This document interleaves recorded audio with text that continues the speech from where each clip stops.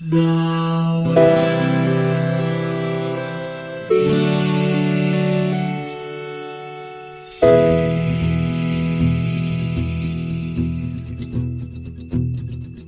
The living room's dark, save for light being cast from the big TV screen and the imminent sunrise that's teasing the one starry sky with whispers of morning. Hey, Mike. Hey. So it's you. It's that not George Yeah. person. Glad to still be here like I am always. I assume since the last time you guested, you've just been sitting in that chair playing every conceivable game, waiting for one to line up. Well, the way I like to see it is I've been on every episode. I just haven't had any comments on almost all of them. That's right. If you open up the Logic Project, you would see that there is a totally silent track for Mike on every show. That's like that's a weird oh, there's an empty chair at the meeting table to represent the customer, or like ever since great auntie died, like we still set a place for her at the table. Like I'm gonna start doing that. You're gonna get an empty track. It's the Clint Eastwood RNC appearance thing from years ago. Oh God, I forgot all about that. Was it Obama? Was he supposed to be yelling at Obama? I don't think anyone knows for sure what was happening. Clint Eastwood probably does not know for sure. Yeah, we got together to play a little Final Fantasy Tactics. So two points of order.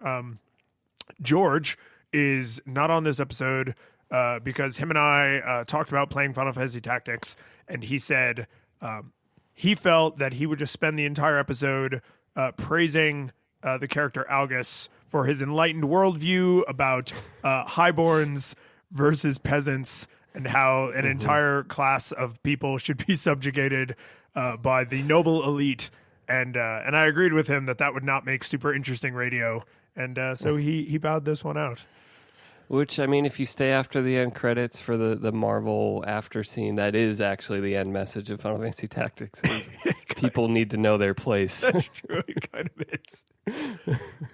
Yeah. And then the other thing is, so there's a 1998 game, which is, I mentioned this on one of our other episodes. This is now at least late enough in the 90s that I was like, yeah, I remember this being toward the end of the 90s. I really hate the middle of the 90s because I can't remember anything about those dates. So when I looked this up and I saw 98, I was like, yeah, that feels about right. Well, I think part of the confusion is Sega released like 16 consoles in the middle of the 90s, so like true. You don't have those clear. Yeah, what was it? There was the original Master System, then the Genesis, then the 32X. A Sega CD. It was Jaguar, wasn't them?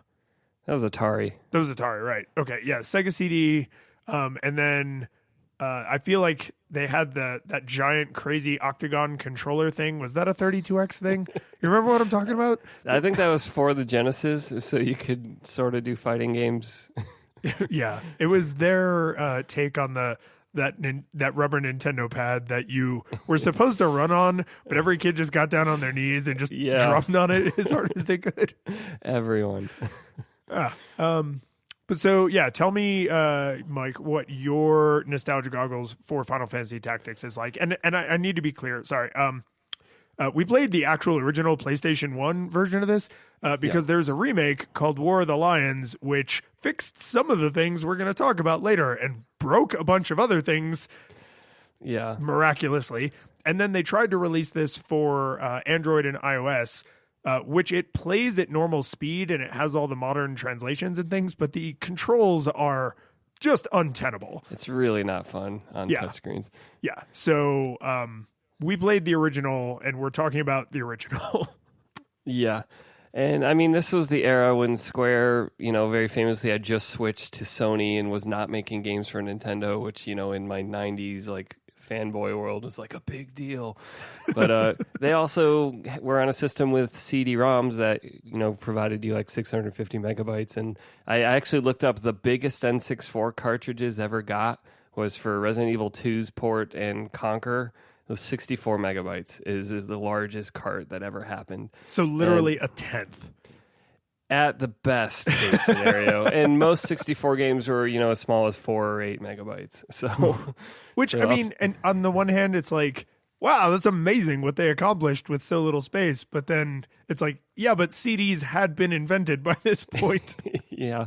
Well, I mean, the PlayStation exists only because Nintendo basically pissed off Sony. But yeah, they're weird. Like, oh, we're gonna plug a CD thing on to the cartridge. Just kidding. We're not doing any of that. Now we created a competitor.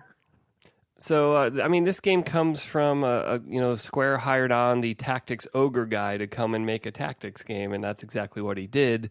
And, we got this game, and we're fresh off of Final Fantasy VII, which is full on, like, emotional fantasy, like a huge event for PlayStation. And this is a little something different. And I remember being interested, but kind of very, very confused by this game because, as we'll get into it, it's not shy about being a complex game. There's a lot of information that you can use to your advantage, and if you're not aware of it, then you're just kind of swinging in ignorance. So had you played Tactics Ogre before you played this? No, and subsequently, when I've gone to try to play through Tactics Ogre games, they've never hooked me as much as this game. This was my exact experience. This was my first tactics style, like strategy RPG, I guess. And I'm not totally sure what the genre for this is now that I think about it, but this was my first of this type of game. And then Brian, who I've mentioned a bajillion D times now, he had Tactics Ogre, but I somehow just never played it. And so he was like, oh, you love Final Fantasy Tactics, you should try Tactics Ogre. And I remember getting literally 10 minutes into it and just being like, yeah, but it's not Final Fantasy Tactics. And then when the sequels... It's not Coke. Pretty much, right? And then when the sequels... to Final Fantasy Tactics came out on the Game Boy Advance, I was like, yes, finally. Oh, God, it's not Final Fantasy Tactics at all. Throwing snowballs in a schoolyard. This isn't going to work for me. Well, and the judge system and all these other weird... Yeah. It's like they just had to bolt on a bunch of extra nonsense. And I was like, no, I literally do maybe just want more of the same. I'm not going to say I definitely want more of the same because that would give away whether or not I thought this held up. So I'm going to be all mysterious. No. You've really left us wondering. But yeah, so... I will say this is one of the games like a Mega Man X, a Super Mario World, that my nostalgia goggles are a little bit skewed for because I never stopped playing this game. Like I started playing it in 1998 and I have revisited it probably every 12 to 18 months ever since. So it's not like, oh, I remember only what this was like when I was, 15. It's like I also remember what it was like when I was 25 and 30. Yeah, so you like seeing through your dark nostalgia goggles, or you don't. They aren't very shaded, and it's actually just a decent game. We'll find out. I'm gonna enjoy this conversation because even though I've played through the game probably at least 10 times, knowing I'm going to have a conversation about the game mechanics, I still looked at it a different way, and I think we'll get into some things that when you're just playing for fun, you don't necessarily think about. Yeah, and that is definitely a for better or worse quality. There have been some games that I was like, this game is perfect, and then we started chewing on it, and I was like, it is almost perfect. And then there's other things that, I was like, oh, well, now I understand why the developers might have done that. I still hate this piece of garbage, but so it's like it's what it is? It's a compressor. Like it brings down some of the highs and brings up some of the lows, and you just get. So let's start with visuals then. You mentioned not limited to 4 megs, so there's some striking visual distinctions between this and some of its contemporaries. Yeah, well, I mean, in the mainline Final Fantasy games on PlayStation, Square pushed straight into like the highest production value they probably could do at the time. And this game, with the exception of some of the cinematics, does not try to do that. It's not trying to push full polygonal. I'd say at first glance, you're like, oh, they're like 16-bit style sprites. But once you get into the game a little bit, there is actually a richness to the animation and the number of poses to each character that I think leaps a little, even though it's sprite-based art, leaps beyond what most 16-bit games ever got to, with how many different ways the characters can move and interact. Well, and the variety of animations allowed them to do something that until this era wasn't even like a question, right? So all 8 and 16-bit era games that I can think of, they all did their cutscenes as they were, like in engine, because where else would you do them, right? Yeah. And then when they made the leap to disc-based games, and they were like, oh, we can pre-render a bunch of nonsense and shove that onto the disc, and then when you get to this part of the game, it'll just play it, right? There was even like a little name for it. They were FMVs, full motion video, right? And I actually really appreciate now in hindsight, like I liked it at the time because I was like, wow, these sprite graphics are amazing. But what I didn't recognize then, and I now have all of the following history to compare it to, all of the future history, is they do all of the cutscenes in engine. Like every time two people are talking to each other, every time you steal one of the Zodiac stones, every time Delita betrays everyone he interacts with, like that's all done in engine, which means there's just tons and tons and tons of custom sprite animations, a lot of which are literally only used once. Like the at the very end, the blonde lady who secretly works for the church but was also kind of working for Delita, like she comes and lays flowers on the grave. Like that never happens any other time in the game, and that character is only in like 3 scenes. So they had to develop a bunch of custom animations for a character who's barely ever on screen. And it makes them not just feel really good then, but like to me, it has given them incredible longevity. Like when I turned this on, I was like, yes, this looks exactly as good as it did in my memory. Yeah, and like they didn't just like take the generic, like in the battles that you swing a sword and you hit someone, like in the cutscenes, they didn't just blindly take that same animation and go like, oh, let's just use that thing again. Like if people are dueling, they actually move in a way they don't move in the normal game. That it, looks a little bit the more story. Cinematic. Yeah. And so like dodging a blow and then stabbing a guy, like it's just really satisfying. Not that the in-game battle animations, they're also satisfying, but it's just different. It's different, and it's more like reminding you that there are active game mechanics happening. But even some of the more advanced, because you have like, and we'll get to all this in mechanics, but like you have abilities you can set up that respond to like incoming attacks. And one of them is Blade Catch, which I think only the villains have, or can you learn that from Samurai? I think either the thief or one of the ninja can learn catch. Yeah, it might be thief. Somebody can learn to like interrupt a sword attack basically, and it doesn't just hold up the shield like when you block with the shield, and it doesn't do the little dodge animation. Like there's actually a bespoke little sword catching animation because it's different, so it deserves to have a different animation. And I think part of the reason that's significant is if they had gone to 3D graphics like the other Final Fantasies had and like all the N64 games did, and I mean just most games of this era, right, were whooshy 3D, then you would expect a lot more variety in the animations because it's done through rigging, right? Like we designed this character and now we're gonna rig them up and then we puppeteer them around. So you expect a lot of custom animations because it's like you do all this upfront work so that the custom animations are easier to do when you need them.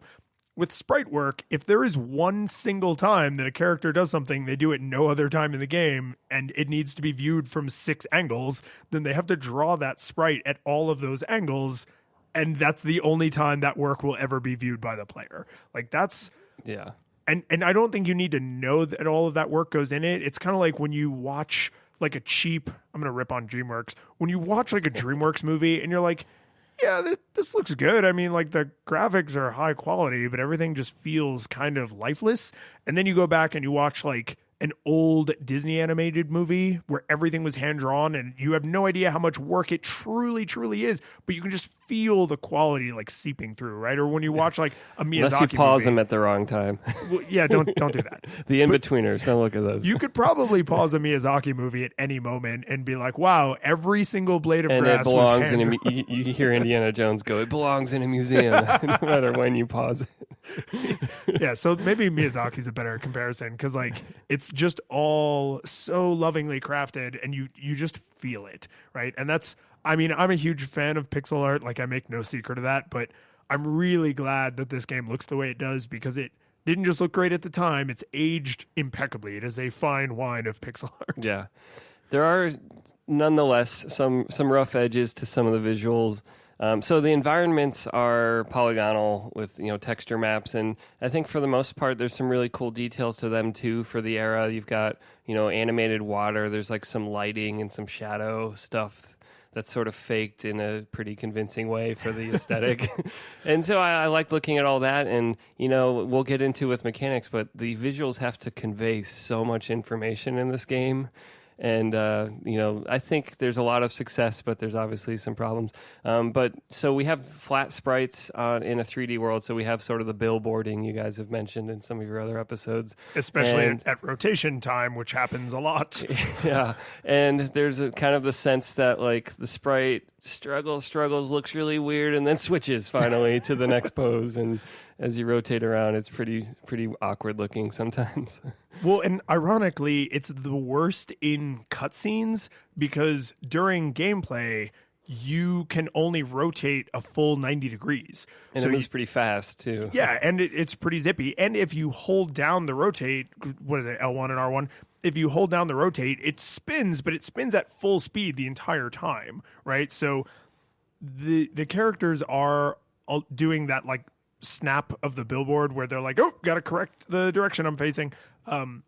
But that's, like there's a bunch of stuff going on. You're in the middle of combat. You may overlook it. I mean, I generally overlook it, but a lot of the battles start or end with some conversation. And a lot of those have like a slow, what you would think of as like a helicopter shot or like a drone shot where it pans in a way that you as the player can never make the camera pan, and that's when you really see like facing the wrong way, facing the wrong and it's like it's like they suddenly realize that they are 2D in a 3-dimensional world. And there might even be a little bit of me that feels it like it's an ASMR thing where like when it snaps, you're just like, oh, finally. So it's the release of tension that is actually like without the tension, there could be no release. I think it's really strange that their idle animation is they're walking in place, like they're on a treadmill. I'm not sure that's really necessary to know they're alive, that they have to be walking. It does feel like a weird design choice because then like when you're hasted, you march twice as fast. But when you're stopped, then you stand perfectly still, right? And you don't do the idle animation. But there are other ways they could have conveyed hasted there's and like stopped. The classic fighting game, like breathing, like would have sufficed, and you could still accelerated or frozen that for the same communication. Yeah, or they could have the characters could be completely static, like chest pieces, and then like colors, right? Like when you're poisoned, you're green. And there's like a few status ailments that put like a little box like over your head with a little status indicator in it. Yeah. But there's a lot of colors in the rainbow. Like they could have given you a whole bunch of symbols and colors that float over the character's head. I'm glad they do some kind of movement, like breathing, like fighting guy, breathing, Ryu and Ken facing off probably would have been an acceptable choice or at least a good choice, if not even a better one. But if they were stationary all the time, it would suck a lot of the life out of the game. Then it would feel like chess. That's true. It's just no one walks in place in real life, so it's just a strange look. Yeah, it's not. It's very Rick and Morty. Like, don't think about it. Like you need to just be like, oh look, everyone's alive because they're real people in a battle in a field. I've shattered that glass for anyone who plays this game now. But another thing that you look for in RPGs is how fast does the text move, and it's blessedly fast by default. And when you press a button, it fills the box instantly. So if you don't want to wait for it to typewriter it out, very important. Except between chapters.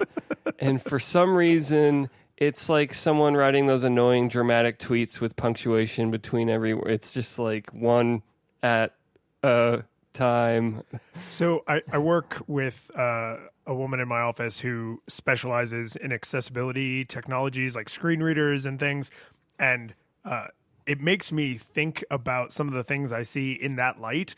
And when because I haven't replayed this game since I met her and started learning about this stuff, and I think that is how a screen reader reads what visually it looks like a very cleverly written tweet, right? When you put like a non-breaking space emoji in between your characters to like space the letters out so that a person will hear it in their mind in a specific way, you're not really considering what that's going to be like for a screen reader. I think this is a blind person who uses a screen reader getting back at sighted people. Because like, this is what it feels like, assholes. Like, this is how we feel all the time. The word takes 5 minutes to crawl across the screen, and it's arduous. And even though after like the 4th letter, you could probably guess what the word is, we're going to make you sit through it. Yeah. I did notice one thing that I absolutely remember from the first time I played this game right up through every subsequent play. Can you do anything but stare at Ramza's butt in Chapter 4 when he's got the blue armor, but then the silver greaves? And so his butt is silver and everything else is blue. And you're almost never in an environment where anything is silver. So his butt just sticks out at you. It's like a baboon. It's just constant. Like, I recognized that when I was a little kid. And I every single playthrough when I get to Chapter 4, I'm like, I'm almost at the end of the game. There's old silver butt now.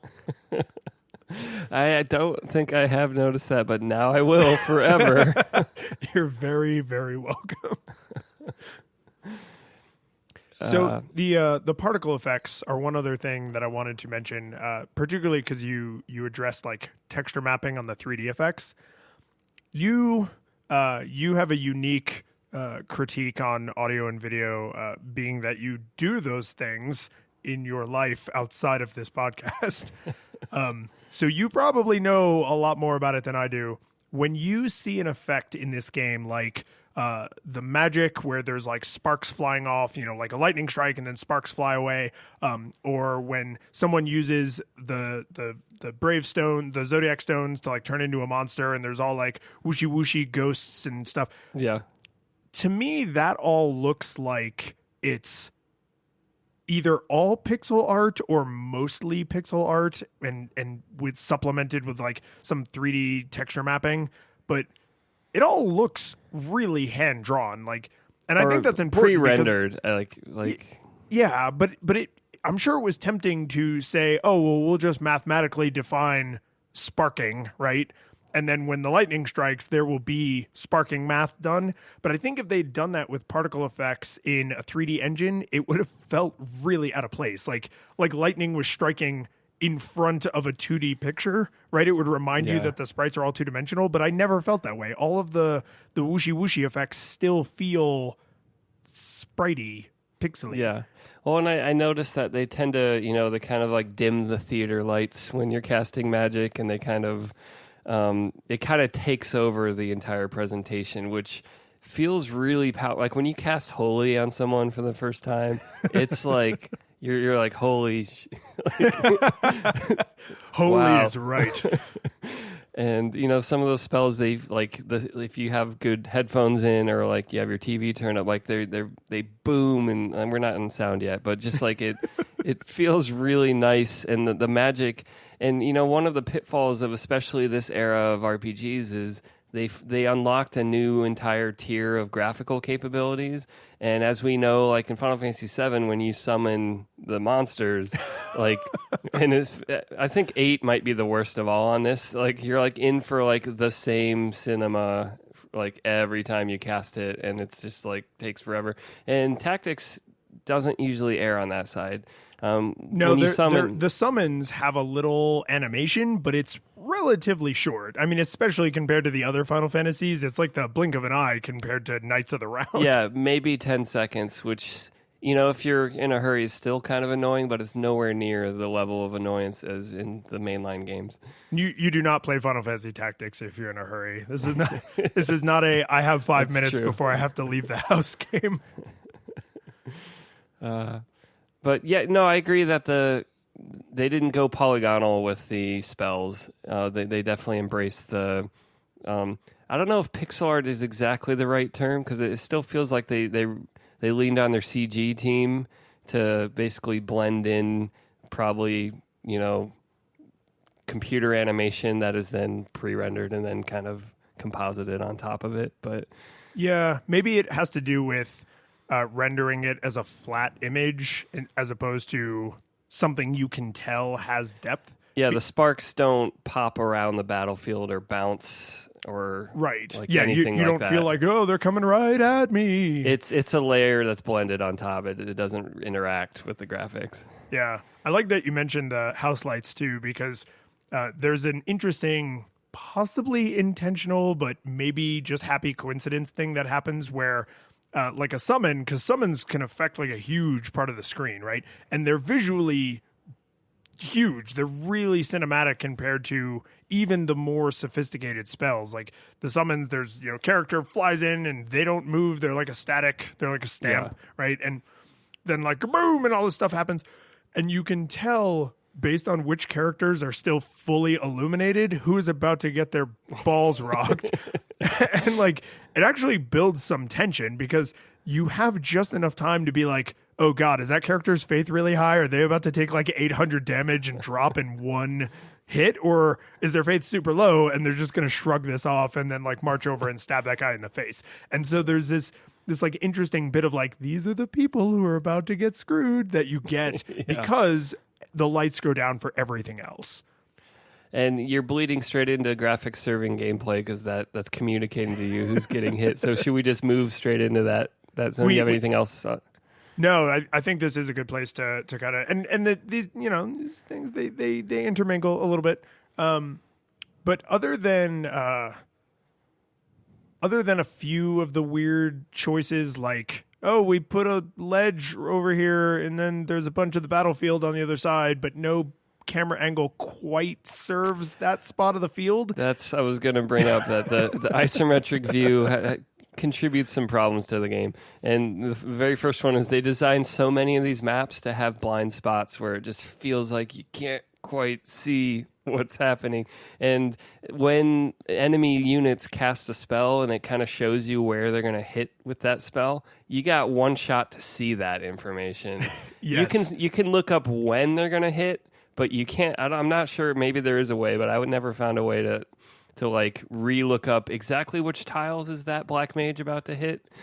Yeah, that's actually, so I was going to get to this later and we can dig in on this a little bit more in mechanics, but like I never really exploited that ability, right? Which is arguably core to the game design, like that you have near perfect information and then you behave accordingly.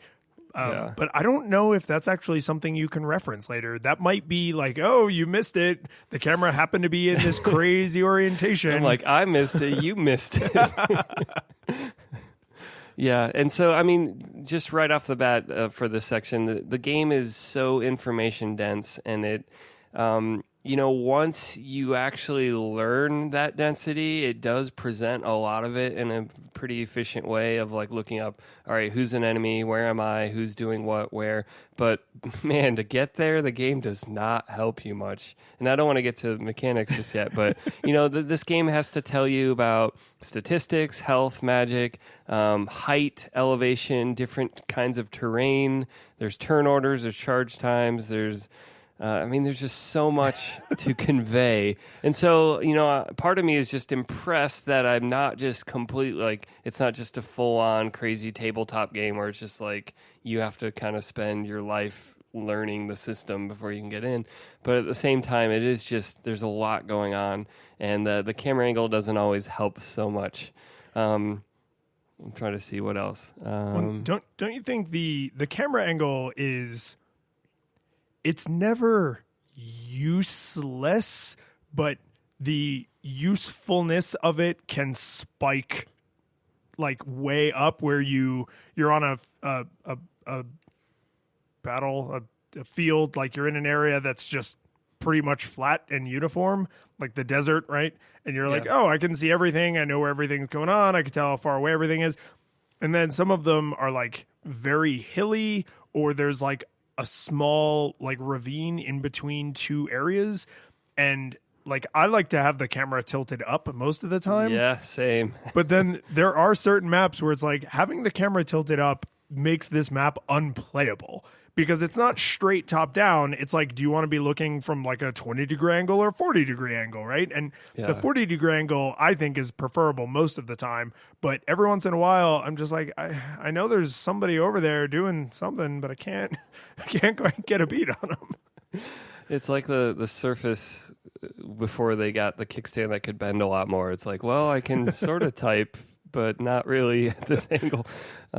And it has the other like thing that plagues every single. So this game came out either before DualShock controllers were a thing, or even if they were out, the game didn't support them, and so you had to use the D-pad. And so isometric mapping to D-pad, you're always like, is up gonna go northwest or northeast? And there's just no way to know till you just memorize it, like muscle memory, because. Yeah, this is one of those things that I know is deep in my muscle memory, because when I talk to someone who's never played games from this era and then they get their hands on the controller and they're like, how am I supposed to know which direction up is? I'm like, well, it's obvious if you've done this thousands and thousands of times. Yeah. So that's a little annoying. So you mentioned like changing the camera angle, and like some of the maps have story elements. So like you get your camera dialed in, and then it's like Ramza wants to talk, and therefore who cares about your camera preferences? We're resetting them. Yeah, and it's because I always have the camera in that higher orientation. That's a great signifier that conversation is about to happen, because the first thing it does is drop the camera and then it rotates. So every time I'm like, why'd the camera just go back down? Oh, some moron's got something to say about the church abusing the war or something. Yeah. I think it's a little weird that you can't spin the camera unless it's your turn and you're in control, or someone's in the middle of moving, you can spin it. But if they're like choosing to do something, it's like, nope, locked out. Can't change the camera angle right now. Yeah, there are a few times when the computer would do something and they, for all intents and purposes, are giving you what they think is the best view on what's happening right at that moment. And 90% of the time, I would say the view they gave me is fine, and I probably would just be spinning the camera, like waiting for my turn. Yeah. So the fact that I can't spin it isn't that big of a deal. But every once in a while, it's almost like the game puts you behind a rock or something, and they're like, yeah, you can't see what we're about to do. Who knows what we just did with our turn? I feel like what it actually does is it spins to the nearest thing that meets some minimum criteria. Like you can see this much of the height difference between the tile the sprite is on and the thing that would be in its way is this much and no more. Yeah. And then it just stops. Even if there might be a better angle, it's like, found one, done. You're probably right, because I mean, to sit there and just rotating the camera aimlessly while other things are happening, like you can't even really do that as the player. Like you can rotate the camera when you're trying to like select a spot to move to, or to like which square you're going to put your attack on. But while characters are moving, while things are happening, you cannot just arbitrarily free spin the camera, even on your turn. So they might have done that for like processing reasons, where they were like, while stuff's moving around the screen, we don't want the camera just flying in circles. Or it could have just been a way to like slow down focus. And they're like, no, it's not a free camera game. That's not what's happening. Like you have a certain angle on the battlefield, and that's the angle you have. Yeah. I will say, in defense of the graphics, because you're just so negative, there are, like, in terms of how they serve gameplay, I really appreciate that, except face characters never change the way they look, but any regular party member on your side or the enemy side, you can tell what job they have by just looking at them. I should say, you can tell what their primary job is, because later people get into all sorts of weird combinations, the bad guys included. They pull out some crazy combinations and you're like, whoa, like I didn't know that person could do that thing. And the bad guys, other than some, palette swapping on the colors, the bad guys' classes look the same as when you are that class, which is when they introduce a new class that you don't yet have. it's that's how the game introduces a lot of the game mechanics. It doesn't really like hold your hand, but it's like fight one of these. Don't you wish you had one of those? And so it's Here's nice that matches up. What can he do? Yeah. And so it is, in a game with so much information to convey, the fact that they did make, other than Ramza or some of the other special characters, that they communicate the classes so clearly by outfit is so welcome. Because if I had to go and click on an enemy every single time I wanted to know what class they were, I just wouldn't do it, and then I just wouldn't have that information for the battles. And so it's really nice to just be able to glance and see, that's a mage, there's a knight, okay. Yeah. And I wouldn't say that there's as much utility in the fact that weapons actually look different. So like if you have a gray sword, it looks gray, but if you have like a magic blue sword, it looks magic and blue. And it's not just color swapping. Like this one has a blade that's really wide at the bottom and then tapers, and this one looks like a katana, and this one looks like whatever, and like every weapon actually looks different in hand. And there's a pretty big variety. There's daggers, and there's swords, and there's big swords, and there's Asian swords, and there's guns, and there's axes and maces and bows and like all kinds of nonsense. And every single unique weapon actually looks unique when it's used in the battle. And generally speaking, that doesn't convey much useful information, but I do think that graphics that make the game world feel more alive and immersive, like that does serve the experience in I think a really important way. Because otherwise you're like, well, I'm just playing Stratego, right? And I'm just moving inanimate representations around the board. Whereas this feels like, no, I am these people, and I'm commanding, my fellow soldiers around this battle that is actually happening that I'm witnessing. The world map. So this is a good thing. There might be some bad things too. The world map is like so inoffensive and unspectacular. I'm kind of like, what good or bad things are there to say? Yeah. I mean, the main thing is the functionality is, it's color coded in very clear ways that, green places you might have to fight in, blue places are safe, and some of them you can shop in. And if you want to advance the story, go to the red. And they make that really clear, because when a story thing happens, it's like Indiana Jones line red, Indiana Jones line red. It totally does the little plane overlay. They do that in every single movie. I feel like they do. If not, they should go back and change them. And so, you're right. It's a pretty unspectacular map. This is not like other RPG maps where you're actually on the I mean, you do have a little character, but you don't move around the map the way you do like in another Final Fantasy game. It's very much like it's more pick like your destination. And then it's more like the Super Mario Brothers 3 style of map. Yeah. And for some reason, you can zoom out on it and then see like really, really bad pixelated, like scaled. What must they have cut that mechanic was serving, and then they left that in for some reason, right? It's like if you built a telescope but you didn't put glass lenses in it, and it's like, well, now you just have a useless tube, and it's like, but you can still look through it, but it doesn't do anything. You just want to see the world with a circular crop. This is the way people who design avatars on websites see things all the time. I guess, one other thing about the battle, really they put all the work, and including the cutscenes existing inside the main battle environment engine, all the detail they poured into the game really is for that place where you spend the vast majority of your time. I do, have a line here: "Flat Earthers rejoice because the edge of the battlefield is just a cliff," and they don't even pretend that the world continues beyond it. Which, I mean, I get from let's just not bother them with things that look like tiles, but you can't actually go there. But at the same time, it's just kind of weird to be floating in space like the movie Dark City. If I spoil the ending, well, and a couple times. All right, so we just played through this, so I think I might be right when I make this sweeping generalization, but correct me, because you'll only need one data point for me to be wrong.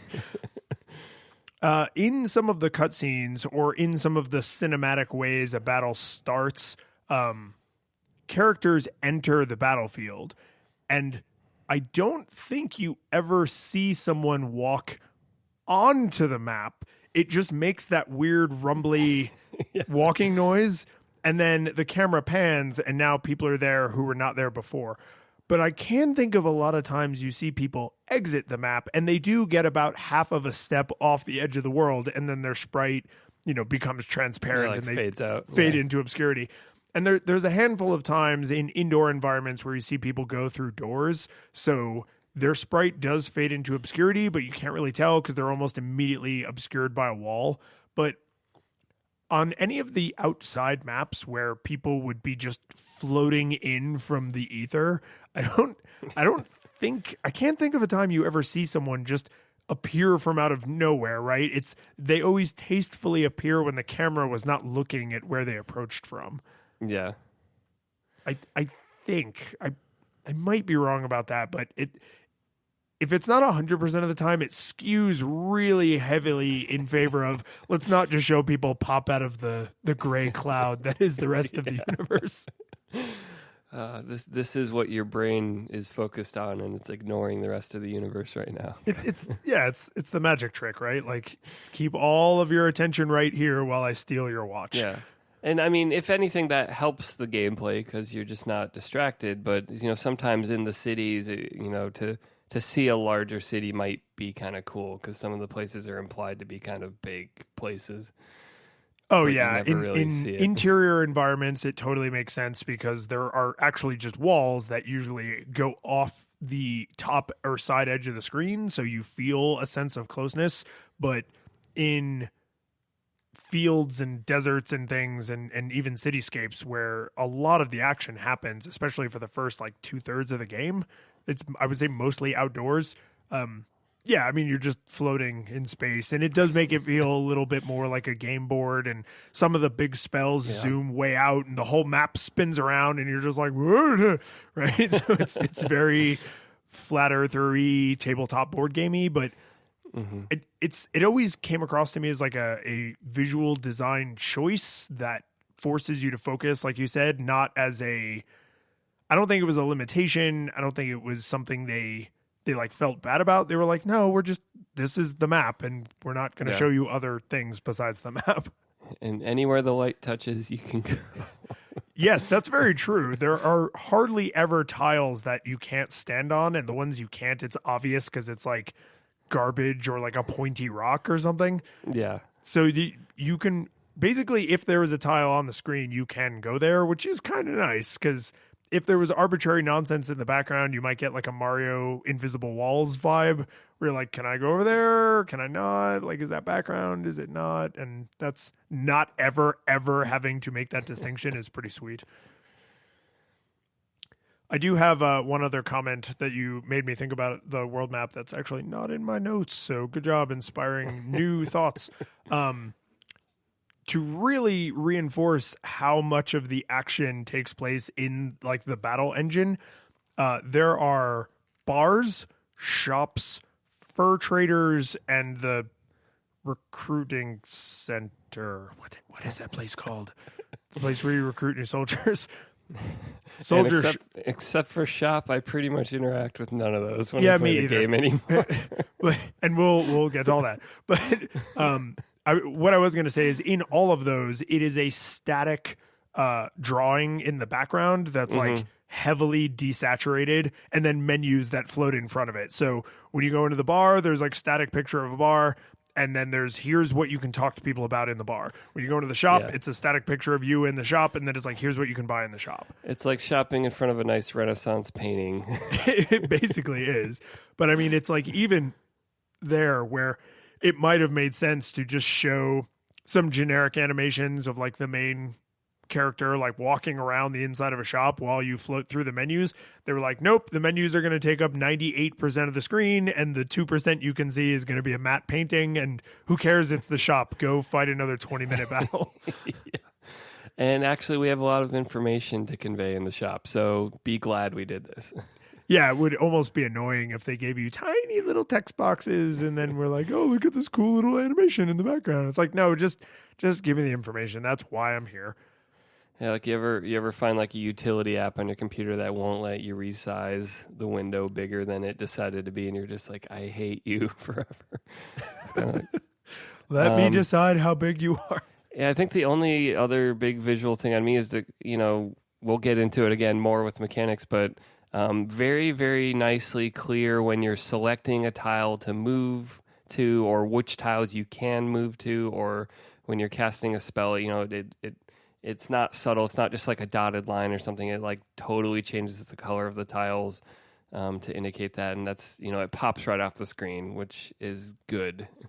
Yeah, it's some of those little gamey mechanics where it's like, obviously the characters don't see blue and green and red tiles all over the place, but we do. It's like, yeah, no, please err on the side of me knowing what the hell is going on over like, oh, but that's not how they would see the world. Like, no, I need this information. It's a strategy game. I will say earlier you had a fantastic what would have been segue into audio if we if we hadn't had more things to say. So I'm going to revisit that with a comment that I have from my notes, which is you mentioned like how spectacular some of the magic sounds. And I actually really appreciate not just all of the sparky boom magic effects, but the like death noise, like the like right, like it's a little. If a whole bunch of people die in quick succession, you realize it's the same sound effect for everyone, and that takes you out of it a little bit. Wilhelm scream of the game. Yes, but I mentioned that the effect when all the asshole people turn into the Zodiacs, like visually is really satisfying. I really like the noise that makes, and that's unique just to those bosses. So it's like, not only is it a kind of a cool sound effect, but it's unique. So you only hear it like what, eight or nine times or something in the whole game, or I guess 12 if you go fight the bonus bosses. But it's a cool sound effect that they could have probably ginned it up a lot more, but they kept the audio fidelity about on par with the visual fidelity. It's like, hey, here's really high res pixel art, but they didn't try and give you a fully voiced game because they were like, oh, we can put MP3 or wave files. We can put wave files on the CD. They were like, no, it's going to be all text boxes, but every once in a while there's going to be a human sounding noise, and it's going to like be really striking and it's going to stand out. Yeah. So there's our segue. Well, let's talk about music first. And I mean, this is one of the earliest Final Fantasy games that I'm going to totally butcher the pronunciation of his name, but Uematsu did not do the music to this game. It was a different composer. It was two. And the reason I know that is because I love this music so much. And I actually went out and bought the soundtrack, which I don't know why I didn't do that like years and years ago. But as I was importing that into my my library so I could get to it from all my devices, I noticed, I was like, oh, there are actually like two different people who are like the primary credit on different songs. But yeah, it's not I'm also going to butcher it. It's not that guy, Uematsu. Uematsu. Yeah. Who is really good. I mean, his work is really, really highly regarded. John Williams of game composing, but yeah. But these two composers, who I'm not even going to make an attempt because I can't. They're Japanese composers. They have Japanese names. But this music is like some of my all-time favorite Final Fantasy music, and it's just so good. It's so good. It's so good. And it's different than most Final Fantasy music.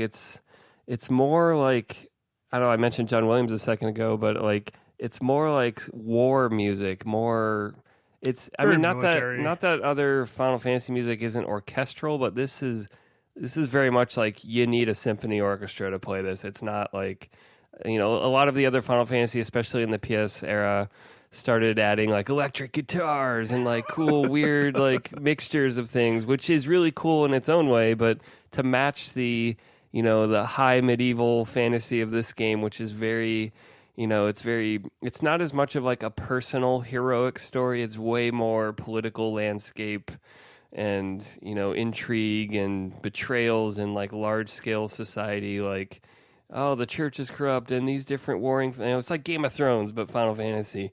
And so the music is appropriately more something that fits that kind of genre, I feel.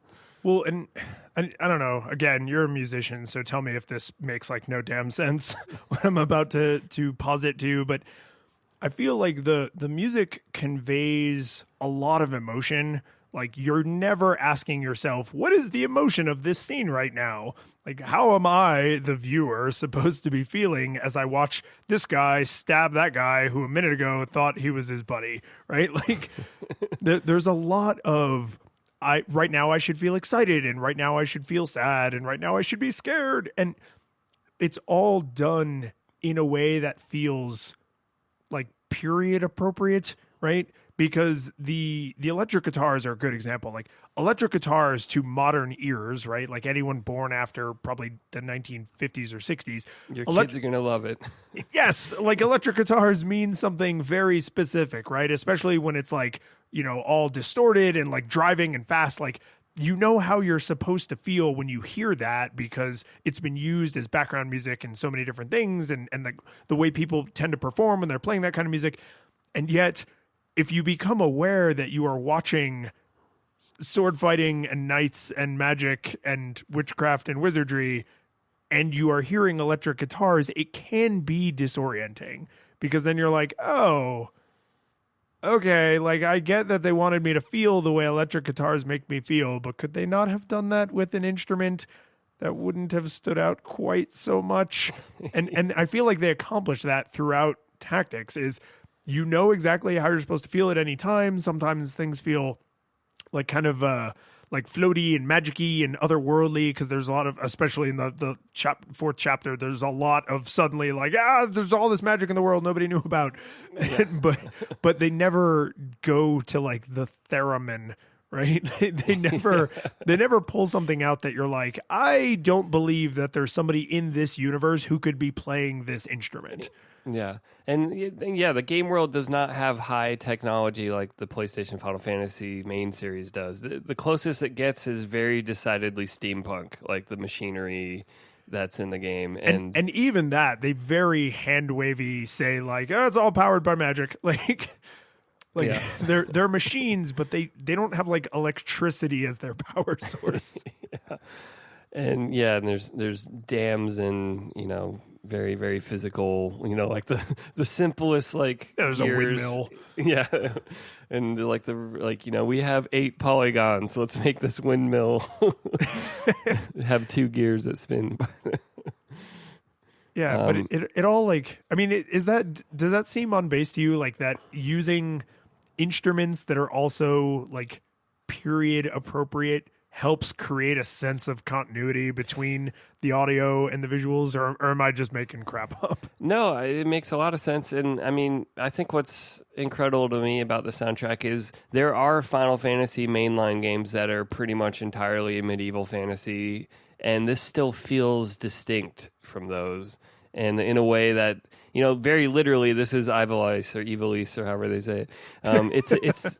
It's a different, consistent kingdom that's been revisited in a few other games like Vagrant Story and Final Fantasy 12, and there might be a couple other games, but it's its own distinct universe that gets used in a few different Final Fantasy contexts, and they created a music aesthetic that fits it, and it's nice. Yeah, and I'm trying to remember what the music in Final Fantasy 12 was like, because I know it is set in technically the same world further in the future or something. I'd want to revisit again to know for sure, but I played it a year or two ago when they put it out on PS4 until the 4 times speed mode ruined it for me because I didn't want to play normal speed anymore. But I feel like it's very similar. And I like the idea of, because I mean, Final Fantasy Tactics is so all about, what you said, like the church is corrupt and political intrigue, and this guy thinks he's working with that guy, but actually he's working with this other guy, and it's not because he's betraying him, it's because the first guy misunderstood and they were actually never friends. Like there's a lot of it. I mean, it is very Game of Thronesy with distinctly less boobs and butts, but you want less HBO. That's right.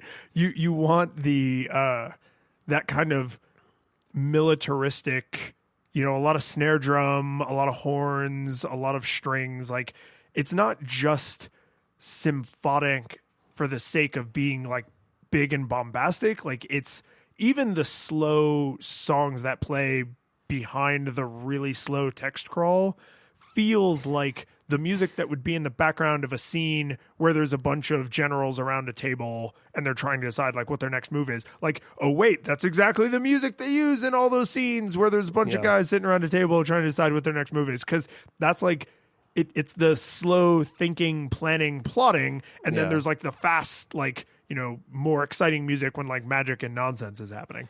Well, and even though it's not a space opera, I do feel a connection to like John Williams' Star Wars, kind of like they'll go to a throne room and the music does not just stop when like the scene changes. It just like kind of seamlessly dies down to something creepy, or you know, to like there's always kind of a bed that carries through seamlessly through.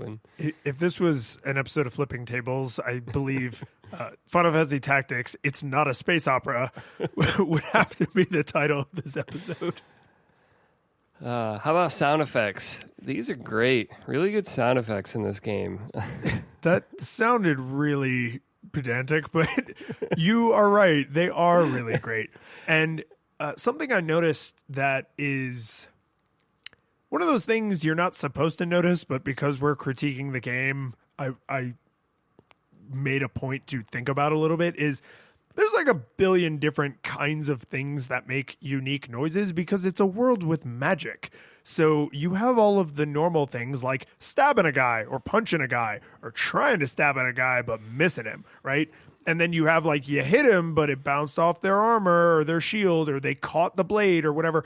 And so you have all of like the things in the physical world that would make noise plus a billion made up things that someone has to also make up a sound effect for. Nobody knows what Titan coming up out of the earth and then punching everyone with his giant Titan fists should sound like. So somebody had to, you know, sound design all of that, and they are very generous. Turns out it's a theremin is what that sounds like.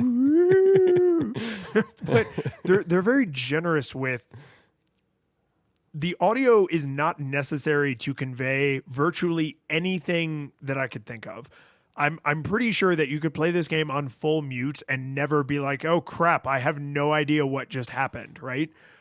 When somebody dies, there's a visual change. When a spell is cast, there's a visual change. When you take damage, there's a visual change. Yeah. Like, you know things, but the sound supports all of those visuals.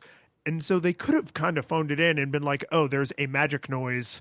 There's a getting hurt noise. There's a healing noise. But I mean, God, even the 3 different kinds of potions each have a different sparkly potion noise, right? So like the one that heals you the least has like the smaller sparkle. Yeah. And then the X potion has like a bigger sparkly noise. And like, I just really appreciated that like Bolt 1 is like bink. And then Bolt 3 is like kaboom. And like, it's satisfying to feel the audio impact of the differences between those things. There isn't just a fire noise. There's fire 1 noise, fire 2 noise, fire 3 noise, and then there's a flare noise. There's actually a fire 4. Like, this is one of the few Final Fantasies that goes to 4. It goes to 4. And you might think that they might, you know, they're giving themselves more range to cover to convey that 1 is different than 2 and 3 and 4, but they totally nail it. That when you launch fire 4, it's just like, if you I don't know if you invested in your Black Mages this time that long, because it's like 800 or 900 skill points to get it. But it job points, sir. right. I'm thinking of Deus Ex. But yeah, the sound effects and.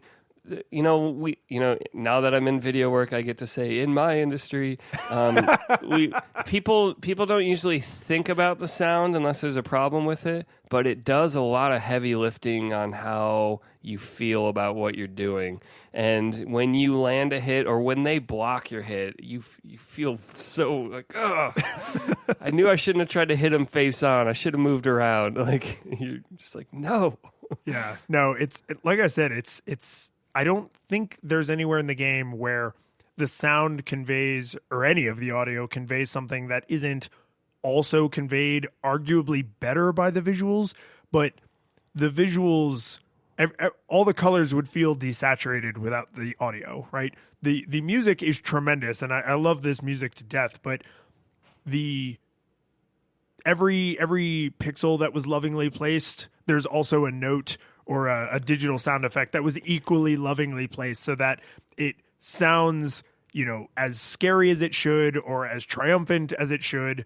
When somebody dies, like I said, there's a guy dying noise, a girl dying noise, and then I think like a handful of monster noises. There aren't as many noises as there are monsters, but there are like several monster noises.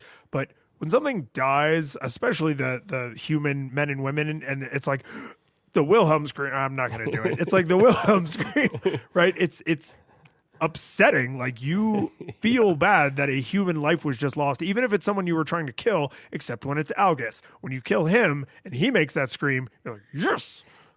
And it's timed really well with like a dramatic flop onto the ground. Like they collapse when they die. Right. But I mean, imagine playing it with the game on full mute. If you saw that, you'd be like, oh, I guess I got him. But when you hear a blood curdling scream, you're like, oh my God, he's dead.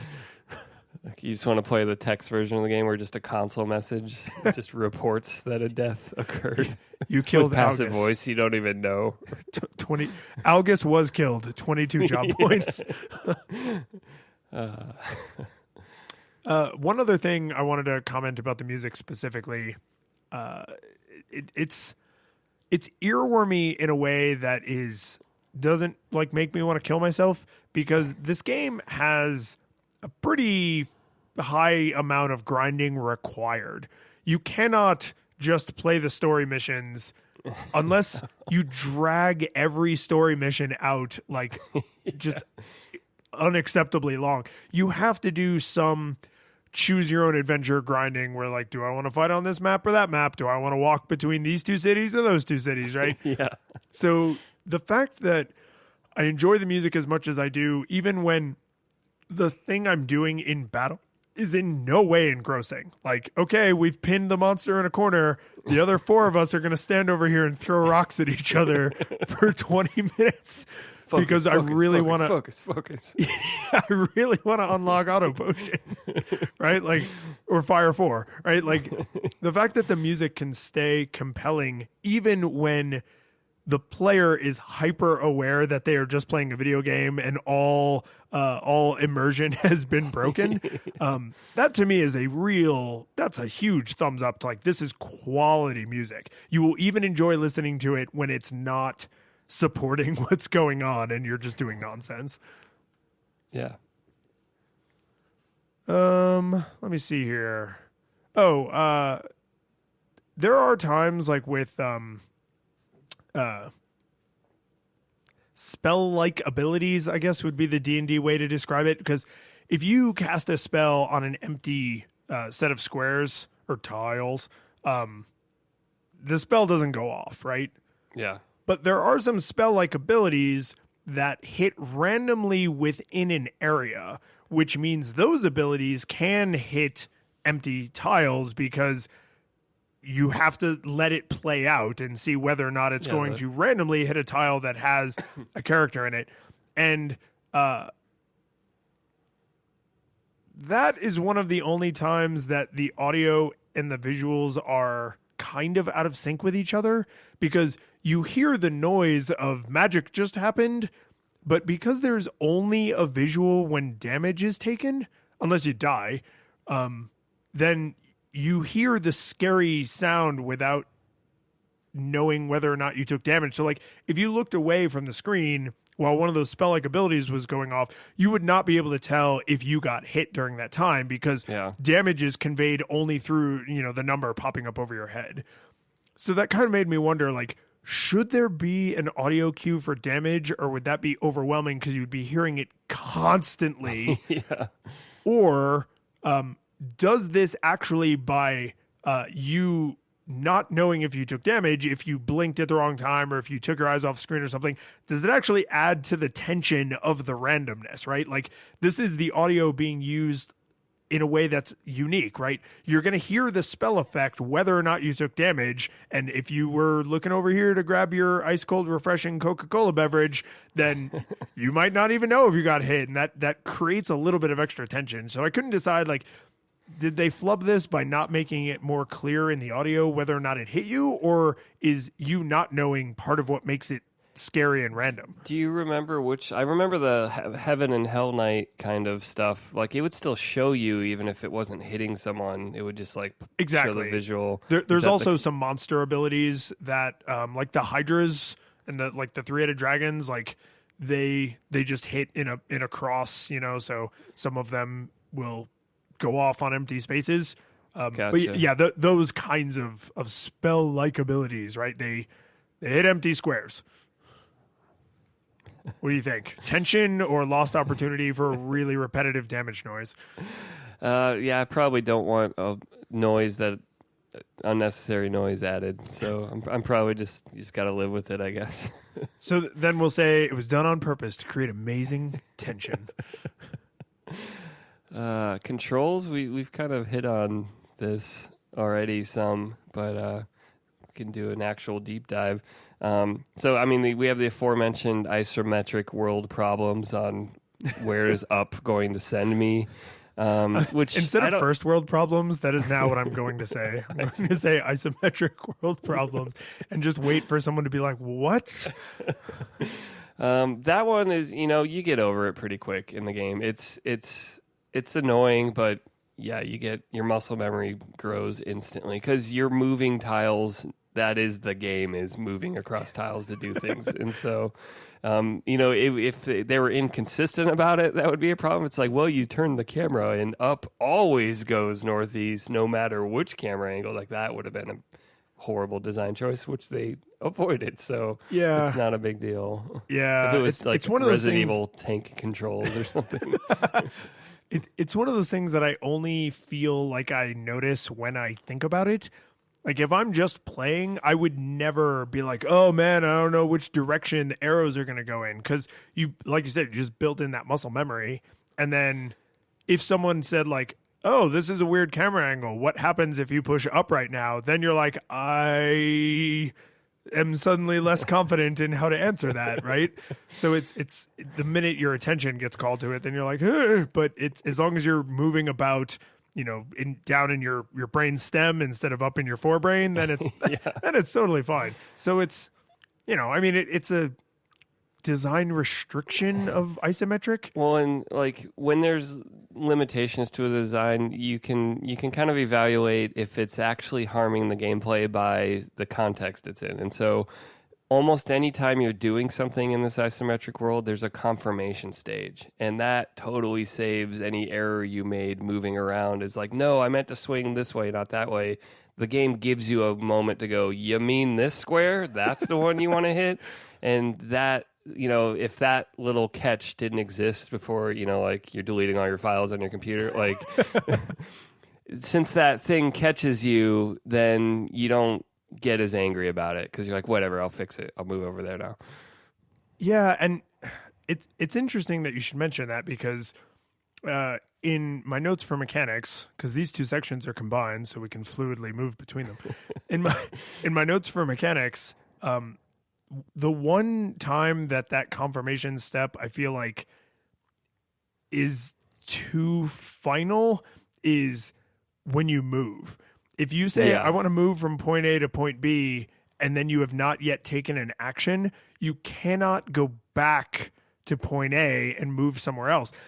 And the place that is something I guess you just have to learn, like this is the way to deal with it, is like, I want to use a spell-like ability. Here is the area that it affects. How many squares in front of me does it work on? Okay, let me open the action menu, select that spell, count how many spaces away from me I can use this spell, and then count how many spaces from the furthest I can walk to the enemy to see if I can hit them with the spell, right? So like, because you can't undo a movement step before you take an action step, you kind of fall into this weird additional planning stage where experimentation is not a thing you can do.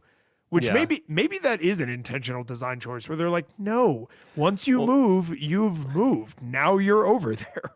Well, there are some game features I think did make that a design choice, which is move find is an ability you get. And so would you just be able to try every square on the map and see if you found anything and undo it if you didn't, or would they just wait till the end of your turn to check your square? Or there's like going to the treasure chest or trying to get an ability from a crystal, and could you just be like, oh, I didn't get what I wanted, so undo?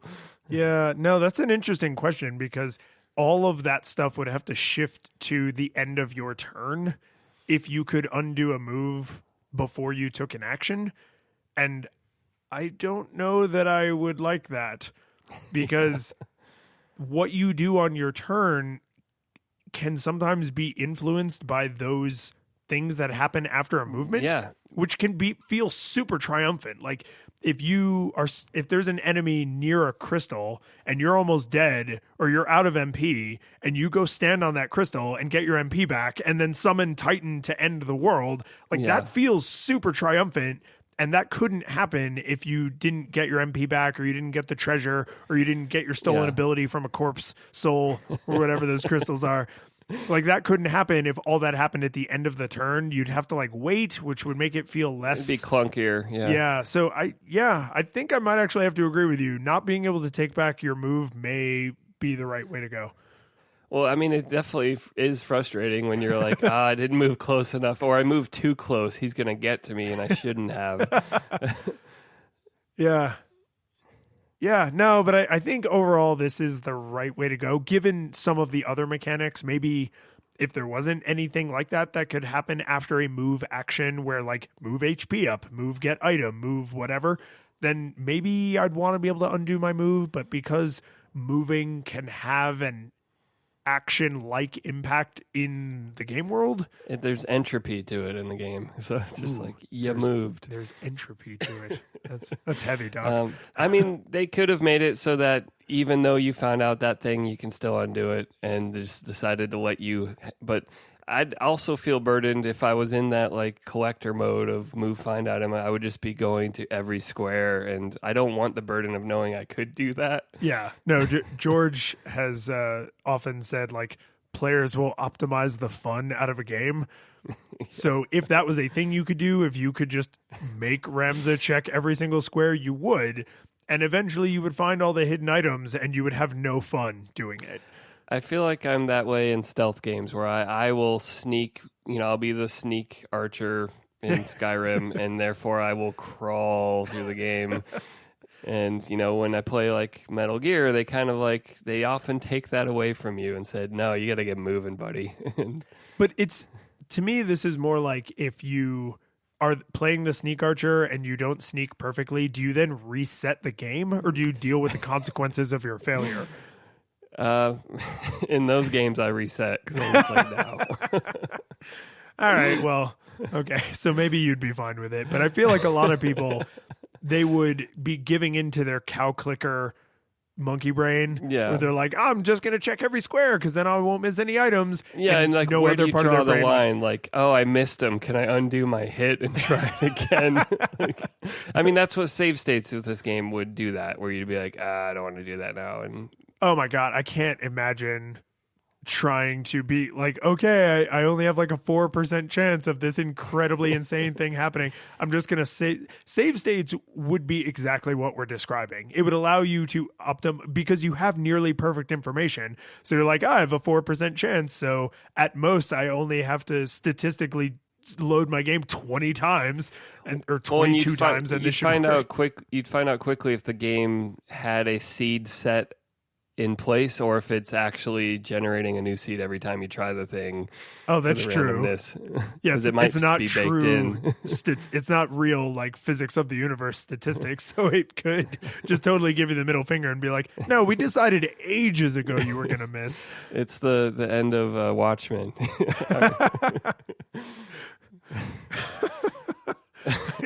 I really hope that's not the case though, because that makes every failure and every triumph in Final Fantasy Tactics feel way less earned. Right? It's like the Sim City where you picked the number for the map at the very beginning, like when you created Ramza at the beginning. Yeah, no, I'm going to decide that that's not the case because it's going to make the game feel less fun. Your headcanon. Is there any other specific controls thing you did mention to me in our chat? The circle X thing, which was another one of those things that once you brought it to my attention, I was like, God damn it, Mike! Like, because now I'm thinking about it. Yeah, because the convention on PlayStation generally is that X is accept and circle is cancel, or sometimes triangle is cancel. Either. Yeah, sometimes.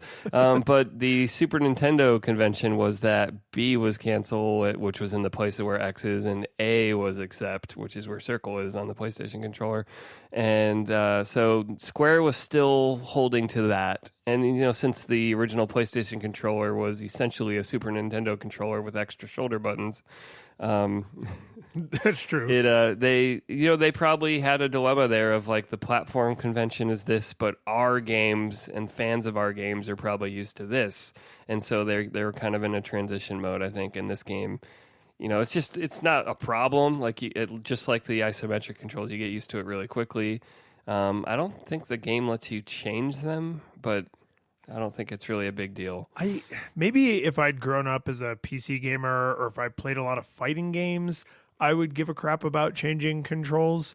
But every time someone's like, oh yeah, I mapped this to that and that to this other thing, and I have a stomp pedal for this command, and then I flip the table over to make this other thing happen, I'm like, why? Why didn't you just use the buttons you were presented with? Like, you go to your friend's house with Super Metroid and play on their save, and you're like, what did you do to the controls? Yes, exactly. L sprints? Why? Yeah, that kind of thing just, I don't know, maybe it's just a quirk of the way I play games, but I really feel like a lot of research tends to go into the defaults. And in a game like this, if you accidentally confused accept and cancel, you would build the muscle memory of it being reverse in this game really fast, because otherwise it would make the game unplayable.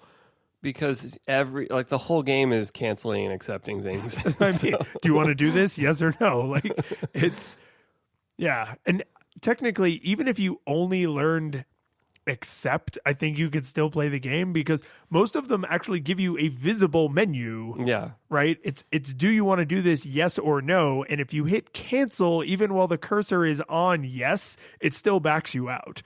So yeah. And I mean, it wouldn't back you all the way out, so you'd still be stuck casting your spell until you eventually figured out the cancel. But at least you can sit in that limbo for a while and think about your life. Who am I really?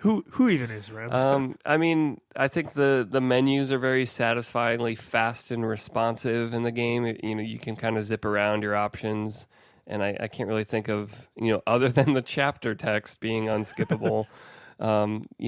When text bubbles pop up or when you're navigating through and picking spells, it's all, it pops up very quickly and satisfyingly fast. So let's talk about some of the battle, right? Because as we said, right, the majority of the game is you fighting, right? It's not like the random encounters in a Final Fantasy where the majority of the game is the story. Like this, the majority of the game is playing the game, and then the story is conveyed kind of in between big fight sequences, right? So a lot of the design choices they made either have a chance to shine or be incredibly annoying and frustrating constantly. And one of the design choices they made that I personally think is a full-on mistake is when you go to the orange red spots on the map that you mentioned are always indicating a story battle. Those are the only kinds of battles that are sometimes multi-tiered. And in between each battle, they allow you to have the option to save your game. And what they don't tell you is, oh, by the way, you cannot exit this sequence of fights once you start it. So if you get to the second or third fight of a 3-4 length fight sequence and you can't win, you just cannot beat that last fight, you're stuck. Your save file is now done. You are trapped forever. You can't buy more potions. Any armor that got stolen or broken, you can't replace unless you carried extras into that castle. And sometimes even you'll go to a place and it'll just be a story moment. And you're like, cool, I'm ready to stroll out. And the game is just like, aha, battle. And there's at least 3 or so, maybe more times that happens in the game, and it seems really proud of it. Like, aha, we gotcha. And I don't think it really adds much to the game besides potential frustration that if you saved on that spot before trying to move, you might be stuck there. Yeah, and it does feel like it. There's a thing I think about a lot, which is parts of a game that feel video gamey, where like I as the player am aware in a very visceral way, like I am playing a video game right now and I am thinking about a design choice that they made and whether or not I like it. And you could make a really good argument that I would have a hard time disagreeing with. That's, yeah, before you just blindly move away from an area you know to be safe, you have to make decisions like, do I buy extra equipment? Do I buy extra potions? Do I save on a separate file? Do I go grind some more levels because I barely made it out of that last fight alive? Like, it's a strategic game. It has tactics right in the title. So you could argue that you getting boxed into a position where you're like, oh, crap, we're out of potions, or my armor got broken, or my weapon got broken. Yeah. And now I'm essentially trapped here. That feels very on brand.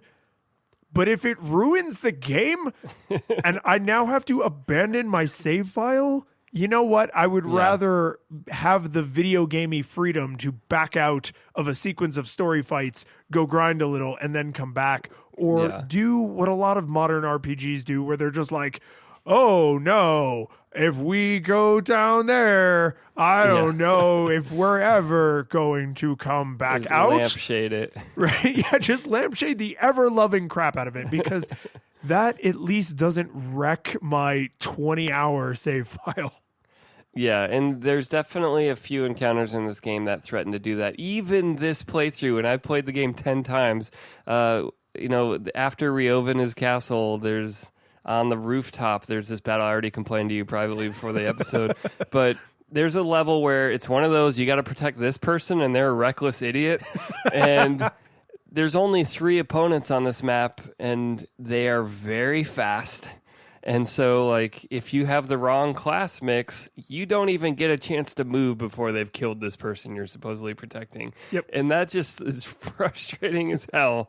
And, eventually, and, you might say, well, School of Hard Knocks, you got to get creative, switch your classes, figure something out. And I did, but I didn't really feel great about that experience. It wasn't like through my ingenuity. It was like... like 20 times, there's like a long story chunk at the beginning where her brother dodges or takes the bullet for her, and like it's just like I got a like unskippable cinematic, which is an unforgivable thing on replays.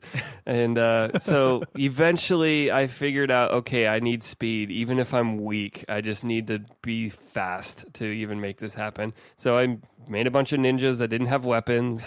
I had the martial arts skill from the monk. So, there is a lens where you're like, Mike, you got creative, and that's awesome. But I didn't like it. Although I will say, before I commiserate with you, that particular unskippable cutscene has one of my favorite animations in the entire game, to the point where I was playing and Susan was behind me doing something else on the couch, and because I was sitting at her desk, and I literally turned around and I was like, no, wait, shut up. Watch this. This is amazing.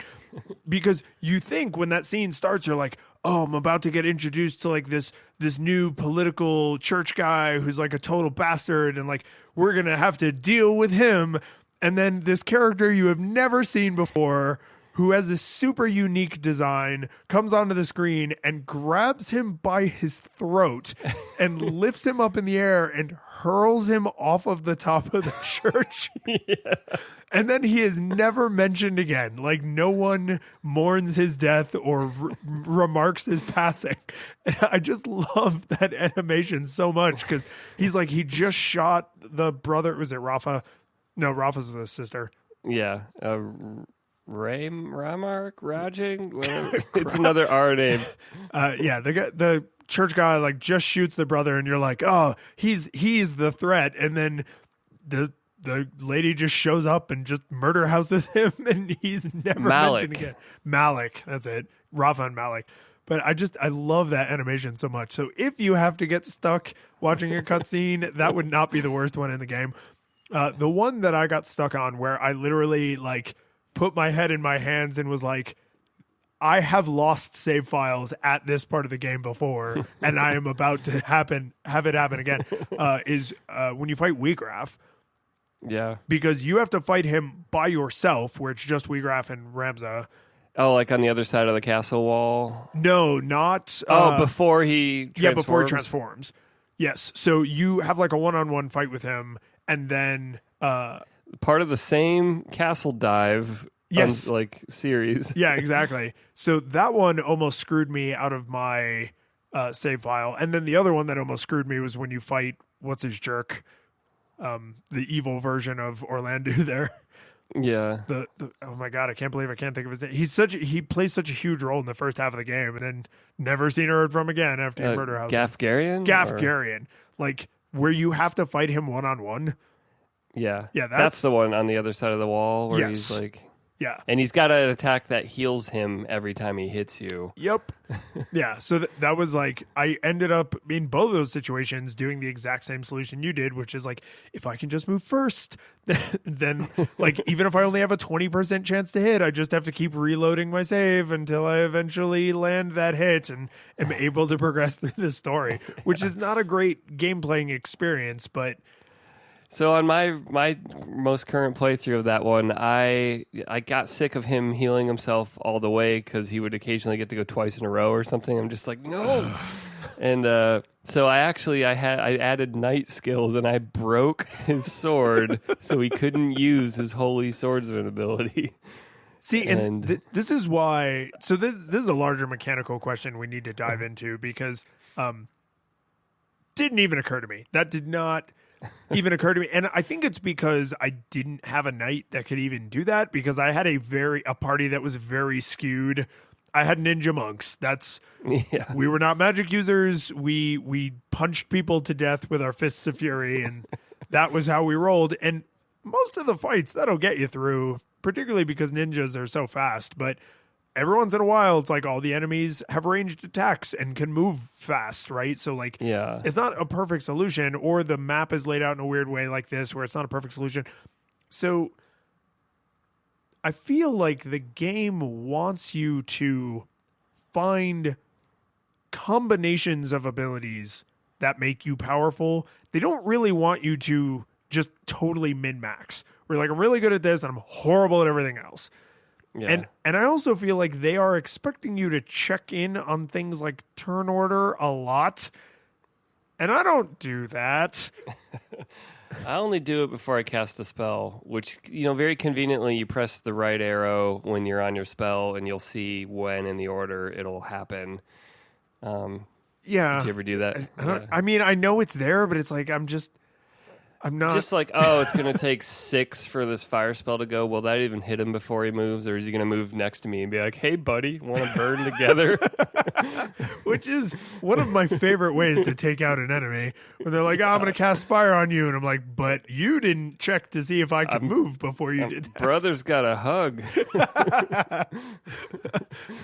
It's like how Sherlock Holmes kills Moriarty. Like he grabs him and they jump off of the waterfall together. Yeah. I mean, so, a lot of the mechanics are, they decided to make a complex game and give you a lot of options. And how well is that managed? And I'd say, I think for the large part, it's managed very well. It's why I keep coming back to this game, why it's satisfying. But there are these paper cuts. I think it's not a noob-friendly game. So very famously, I had talked to you a little bit before the show that the first time I played it, even the troop placement screen, which we have to talk about, is I didn't realize, and the game makes no attempt to walk you through, that you could add a whole bunch of players with this screen. That you could add, up to 5. And okay, I will make you feel better. I have actually heard this story from someone else. So I'm not the only one. Yes. And I may have, because the first time I played this, someone else was showing me the game. So there's a bunch of learn how the game works paper cuts I never knew about until this playthrough. And I was like, Jesus Christ, they just expect me to know all this. Yeah. And so, the game starts off, the first battle, you only control Ramza and, it kind of lets everything else autoplay. And then the second battle, is the one where I got bit by this, where I was like, to date, the only experience I've had is controlling Ramza, and now apparently I can place a bunch of non-important characters to help Ramza that they haven't introduced me to. They haven't told me I can put them here. And, I think there's a number on screen, how many slots you have left, but it does not pause and go, here's the number of slots you have, now add them. Yeah. And I also think the screen is really strange because it's trying to pretend to be like, now carefully place your guys in a smart way with no information whatsoever. And also some of the battles have story elements that are going to move your character to somewhere else anyway, so it doesn't even matter sometimes. Which, if you know that, you can cheat because you place Ramza in a faraway place where you don't care because he's not going to be there. And then that allows you to place other characters where you might have placed Ramza because now they're in like a more dominant space or in a space where they have similar abilities to Ramza or whatever. Like, or summoners are about to try to hit all of you and you spread them out, that kind of thing. Yeah, exactly. So there's it again. Like, if you want to make a devil's advocate argument, you could say like, yeah, your first time through you wouldn't know those things. And then your second time through, it's as if you like you won't remember. Well, you won't. Yeah, you won't. But it's like, it's as if a scout like gave you information so you knew how to like approach this. And they even screw you on that in some ways because I noticed some of the random fights, because the story fights are always exactly the same. One just quick side note, one design element that I absolutely applaud them for doing is random encounters the enemies scale. Story encounters, they don't. So if you are a tactical moron and you do not make an effort to learn any of the game mechanics, you can just go level up to 99 and then just march through the story with squires, or chemists if you wanted to, right? You absolutely could do that. So, but they, some of the random encounters, you don't always enter the map at the same place.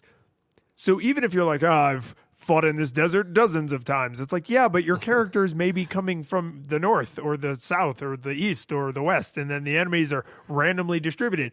And you showed me what is probably the most extreme example of this I have ever seen in my life. When I faced 11 monks. Yes. So this is okay. So for anybody who's listened to other episodes of Nostalgia Goggles, we joke about the show notes sometimes because there's not really a lot in the show notes. There's some stuff, but it's not like a super detailed list.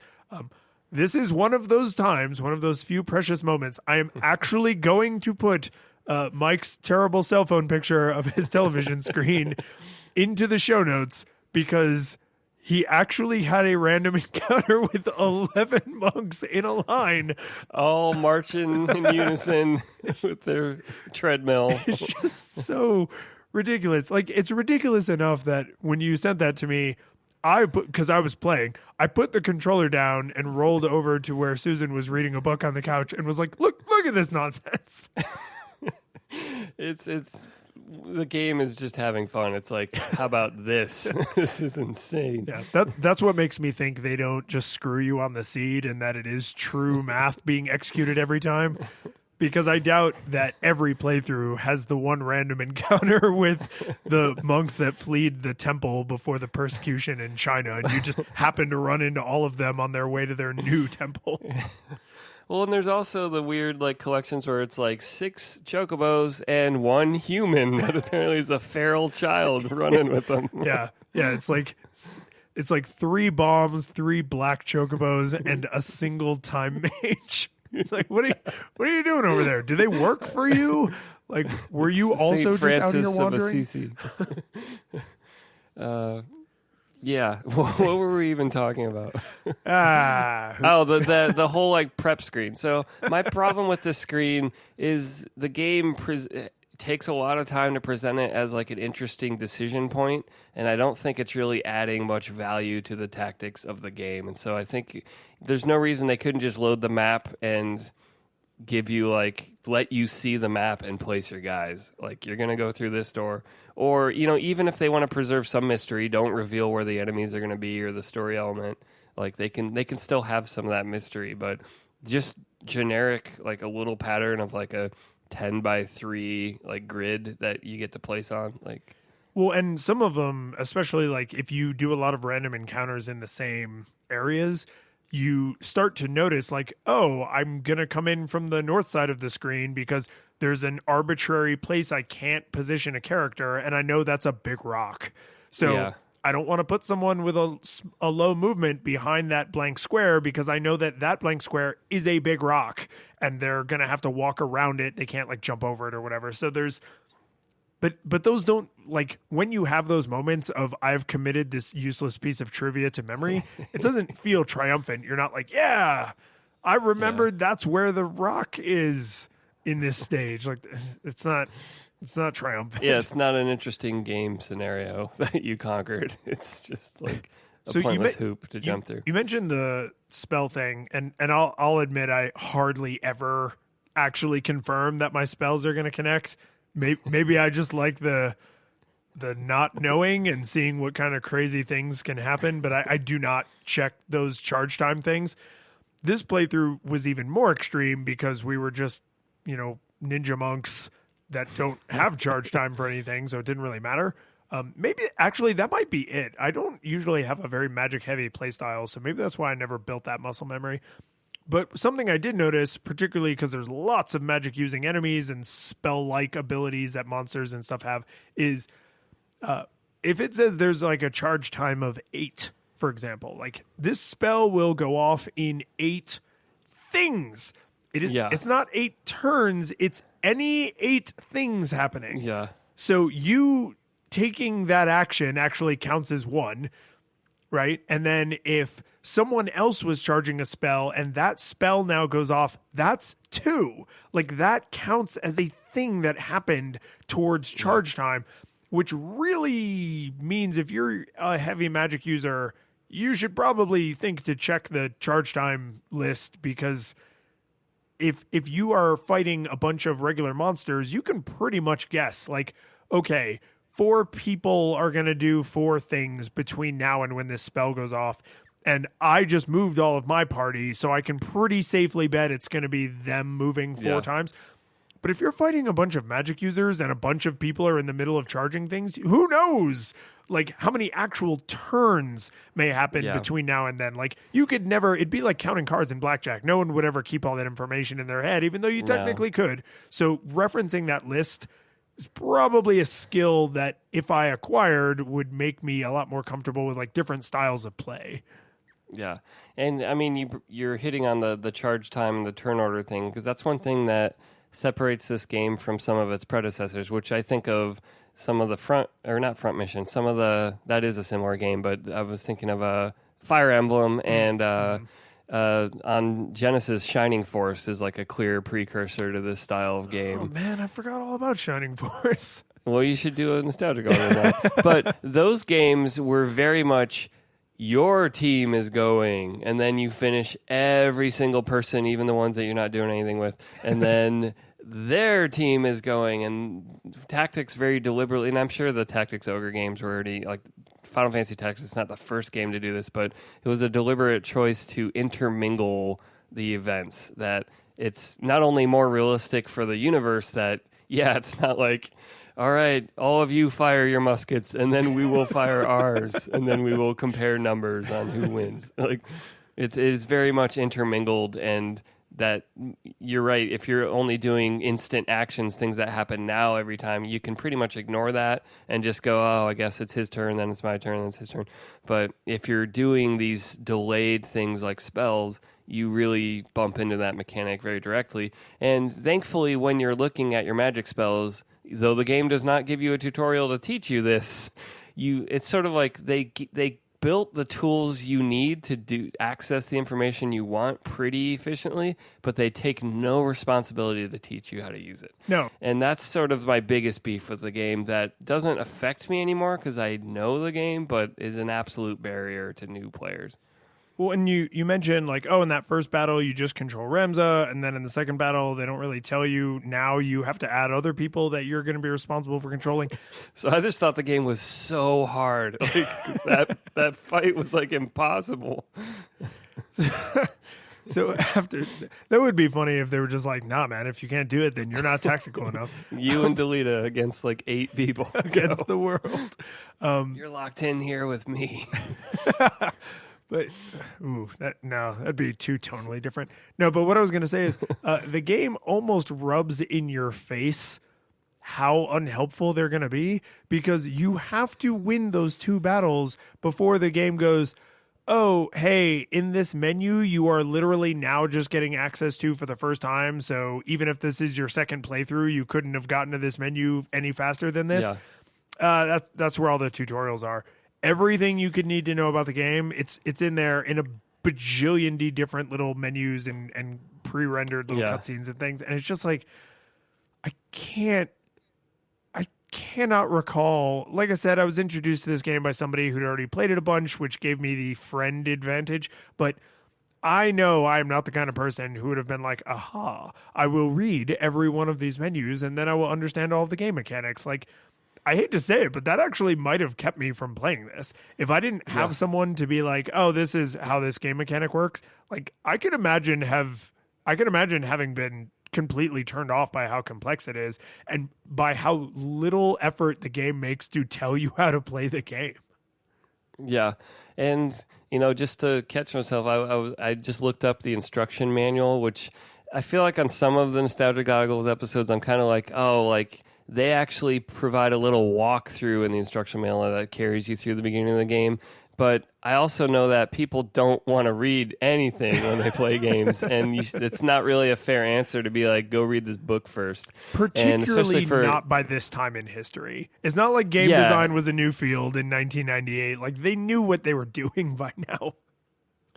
And I'm just scrolling through a PDF copy of the instruction manual, and it does not walk you through in an experiential way. It's just like, here's all the buttons, here's all the jobs, here's all the things that happen in the game, and buy our strategy guide. Oh, jeez. And so it's, and this, by the time you get to the PlayStation era, the instruction booklets kind of start thinning out and being a little more like, we don't even print them in color anymore. Like, wow, who cares? And like, here's an ad for Bushido Blade. Okay. Oh, man. And Bushido so Blade. It's not the worst instruction manual I've ever seen. And you guys don't usually make it a point of even commenting on those things, which is fine because it's really about playing the game. But the game also in-game, you finish that second battle and you go to the world map, which it barely explains. And then it's like, oh, yeah, there's some clean towels over there, whatever, you figure it out as long as you're living here. Like,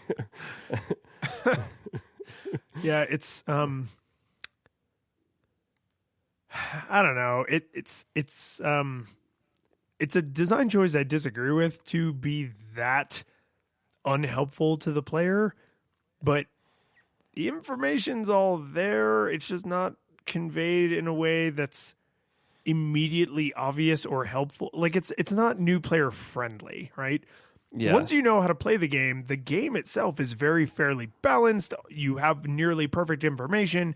Nothing ever happens that's totally BS and is against you, the player. Like, there's a couple times there's a guest in the party that does something that's totally BS, but it's in favor of you, so it feels like cool. Like, oh, this person's on my, like, Olin or whatever, like, has galaxy stop that just is super magic in a world that already has magic. Like, those kinds of things are neat, but because they're in favor of the player, they don't feel cheap, right? But to be so new player hostile is just, I just disagree with that design choice. Yeah, and it's easy to just hand a like in most of other Square's games, especially the more recent you get, they'll do that more like almost like computer software tutorial level, like onboarding, and then they just have a skip button. If you're like, you know what, I know what I'm doing, got it. Don't bother. Like it's easy to add that so that the veteran doesn't have to sit through it.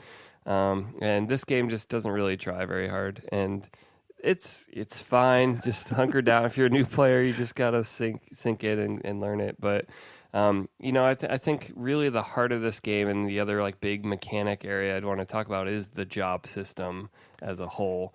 Yeah, we can't, if we discuss the whole game and we don't talk about the job system, that people are going to question whether or not we actually played it. And I'm not super familiar with Tactics Ogre, though I understand it probably has a lot of these similar mechanics. But, the closest analog was Final Fantasy V had a job system, and that was famously the one they didn't put out in the U.S. until some bad load time PlayStation version came out. and or if you had a way to emulate it. But this obviously deepened that dramatically. And in this game, your characters aren't really born to be, I'm a mage, I'm an archer, I'm a lancer, like every single character can kind of be molded into whatever you want them to be. And they do have like the brave and the faith core attributes that kind of define some of their potential a little bit, but it's not really a big deal. Like you can turn anyone into a magic user and go to town with them. Yeah. And also one of the things that's significant about this job system compared to the job system in Final Fantasy V and even some other Final Fantasy games that came later is normally it's like, I need a white mage in my party for this fight, so I'm going to make you into a white mage so you can do white mage things. In Final Fantasy Tactics, you can give someone who is not a white mage the secondary ability of white magic. So if the thing you want from that white mage is a spell they already know, not for them to get better at white maging, then you can leave someone with their primary responsibility and then give them the secondary power of whatever that other class's primary power is. And then you can also do, I don't know what the actual name for these things are, but like a responsibility. Like, what do you do when someone attacks you or uses magic on you? You have a passive ability, and then you have like a movement ability. And being able to mix and match those from different jobs lets you do crazy things like give a ninja +2 jump, which makes them like a terrifying specter that can show up anywhere at any time and is kind of awesome, right? And like you can take or ignore height even. Oh god, that one's the best, because then it's just like, haha, I'm up here on top of this building, so am I. There is that one map with like the really tall building, and you just like, I'm just jumping straight up there, buddy. Oh god. And it's, because teleport fails so often, it's just not as satisfying. Whereas ignore height always works and always looks hilarious when you do it. So it really is the heart of the game, and that's where most of your drive to grind out anything or get new abilities, like that's kind of the hamster wheel of the game that keeps you going. Is you're like, I just found out I could become a thief, and thieves have move +2. I want move +2 now. And so that drives your player satisfaction and your motivation. Probably more. I mean, the story is good. Like, I think it's a pretty good story for this era, and in general, like, it's got some hilarious, silly, especially the third act, kind of like it's like Game of Thrones, and then at the end it's like, demons. Also demons. It kind of just turns into there has to be a big bad demon thing at the end, I guess. But like for most of it, it's a different kind of story. But really, the meat and potatoes of the game is that play. Like they totally nail the satisfaction of player progression, and that's what I mostly come to an RPG for. Is I want to start out simple and very satisfyingly become powerful. Yeah, it's you because they're your avatar, and you want to like grow them into an impossible magic wielding, height ignoring, behemoth that enters the fray, and the battle is over after you've taken your 6 consecutive turns because you're so much faster than everybody else, right? It's like you wouldn't want to start with that; that'd be boring. But crafting the path that leads there is satisfying. A question I have for you about that path. When you are a white mage, when you're a priest, because we have to talk about the translations at least briefly. When you're a priest and you are gaining job points in priestliness, that makes sense, right? When you're a squire, you're gaining job points in squireliness. At some point, and I swear to God, it's not true early in the game, but at some point later in the game, you earn job points in jobs you are not currently being, or even have any support abilities currently pulled from. Why is that? How are those? What literally I am asking you, do you know how that happens? Because I do not understand the method by which that happens. It does seem like sometimes new jobs show up and you already have points in them, but the one mechanic I am aware of is if you are playing alongside people of another class, you earn 1/4 of the job points they earn in their class. So if Ramza is a knight and there's 4 chemists doing chemist things, and they don't even have to do chemist actions, they just are chemists doing things, Ramza will earn chemist points as like splash experience from them being chemists. But I don't know about like totally unrelated job classes, why you would get points from them. Maybe, I don't think you get anything from enemies doing things. So there is a weird splash effect in your party. So now that may have filled in the gap, because what I'm thinking is like, if I am a ninja, but I have the martial arts passive ability equipped, I'll bet I still earn some amount of monk JP, right? Not from your own actions, only if there's a monk in your party doing monk things. That's my understanding. So or just a monk doing anything. But so if I have like other support abilities equipped, I don't get some splash into those. Your job points go to your primary job, is my understanding, no matter what. I hate to say it. I'm not going to do it right now because I think it'd be boring to watch me read through a bunch of forums, but I'm going to actually have to look this up, because this was something that as a kid, I was always like, I wonder why I suddenly have a bunch of JP in this other job class for whatever. Yeah. Now I can unlock this ability I don't feel like I earned. That's neat. But on this playthrough, because I was, critiquing the mechanics so much harder, there were a couple times where I was just like, why is this happening? Why am I suddenly better at these things? And did you feel like even in the classes you never intended to max out, like mediator or one of the other like random ones that like you don't even care to use, that if you have job points, you feel like spending them because you just hate seeing them sitting there? Yeah. So this is something I wanted to at least give a quick mention to. We don't have to tease this apart a lot, but I do think it's a funny story. I really wanted to finish the game before we recorded, and I've beaten this game a million times before, so I didn't need to do that. I liked this game. I wanted to see the end of the story because I enjoy the story quite a bit.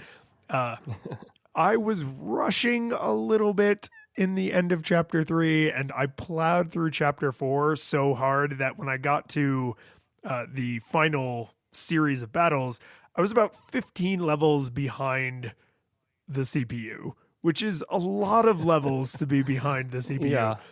And so I did something I actually don't think I've done in any other Nostalgia Goggles games. I cheated.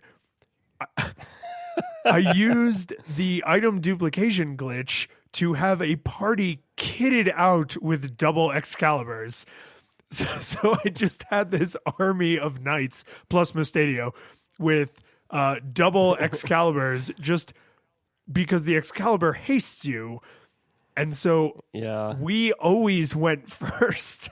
And so given enough, praying to the gods of statistics, we could enter a fight we had no business winning and win that fight, because all of the last battles, you only have to kill one specific story person to proceed. So we would just descend on one poor face character and beat them to death with our unfairly gained Excaliburs.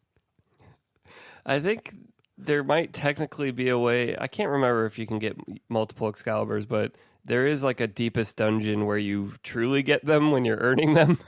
I thought the Excalibur was a truly unique weapon. Maybe that there are some like final weapons that you get from like the deepest dungeon things I never bother with, where they come from a random enemy that can appear as you keep replaying it, so that you can. I think it's like a ninja in them will throw one of them at you, and if you have the catch ability, you can collect multiples of them. You might be right. And I know there's also in the main game, which is a common RPG trope, that there are some items that can only be stolen off of face characters, and that is your one and only opportunity to do it, right? So that's true. Maybe I could have legitimately earned 7 Excaliburs, but that's what I'm trying to say is maybe it's not technically impossible. You could have ended up with this party, but obviously you weren't earning.